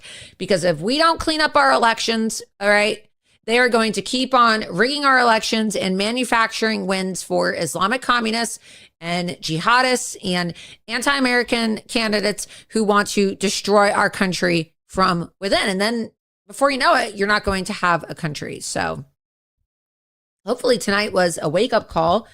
And hopefully also a lot of this propaganda that I exposed tonight that's being pushed out by Russia and being pushed out by Iran opened your eyes to how you're being manipulated, right? I'm not ashamed to admit I've fallen for Russian propaganda. Can you admit that these are not just little innocent Lego cartoons, that it's actually propaganda? Did you share it? Did you share it thinking that maybe it was just a funny little meme? Maybe you shared Iranian pro-IRGC content, not knowing that you were sharing terrorist propaganda. Right? Just like you may have believed a lie or a theory pushed out by the Russian government. People really need to start looking at the information that they get and analyzing where it comes from, because whether it's China, Russia, Qatar, Turkey, or Iran, everywhere you look, it seems like all of the content we consume, if not most of the content, is curated for an American audience by a foreign audience. By a foreign audience to manipulate our opinion about something. And Donald Trump highlighted this tonight too. It really worked. Like the synergy of the show with his speech, it ended up working out really well because I was going to be talking about all this foreign interference anyway. But he said it himself. They were paying. The CCP was paying journalists, and the intel agencies knew about it. The CIA knew about it. The CIA knew that China, the CCP, was paying American journalists to write nasty stories about Trump in 2020 to help Biden win the election. They were writing them on behalf of China. So how many other news stories have you consumed either on X, on social media, or on TV, or word of mouth? I don't know. I don't know where you're getting your information. How many other stories have you consumed and you've believed, and maybe you've shared with others, and maybe you've even cited it as a source material yourself, while not knowing that it's actually foreign propaganda? This is a big problem. This is a major problem in our country. And if we don't start to take information warfare seriously, all of our adversaries will be able to conquer America less than 1 year after the 250th anniversary of America without even firing a single shot. So that's just some food for fodder, just to think about for, these next few days when you're processing all of this, if you're reading these documents and you're, thinking about the implication of these declassified documents, or maybe you're seeing some of this propaganda that's being pushed out by Iran or Russia. It's just something to think about, and think about how it impacts your life and how you foresee it impacting your future and your children's future if this isn't, drastically reduced, or somehow they're able to get it under control. Elections have consequences, and we're now in the digital era where elections are not just being won by the voters who cast their ballots. They're being distorted and manipulated by hostile foreign actors who have their own agenda, and they don't support democracy. They don't support a constitutional republic. They don't support free speech. These are countries that want nothing more than America to fall and become just like these communist and Islamic nations that try to destroy us because they will never be us. So with that, thank you so much for tuning in to tonight's episode of Loomer Unleashed. I hope you enjoyed it. I hope you have a wonderful weekend. Keep an eye out for all this propaganda. And I will see you soon for another episode of Loomer Unleashed. Have a great weekend. There is a young female journalist, conservative journalist, by the name of Laura Loomer. If America's men acted like Laura Loomer, our problems will be fixed in about 5 minutes. Chained herself to She Twitter. chained her.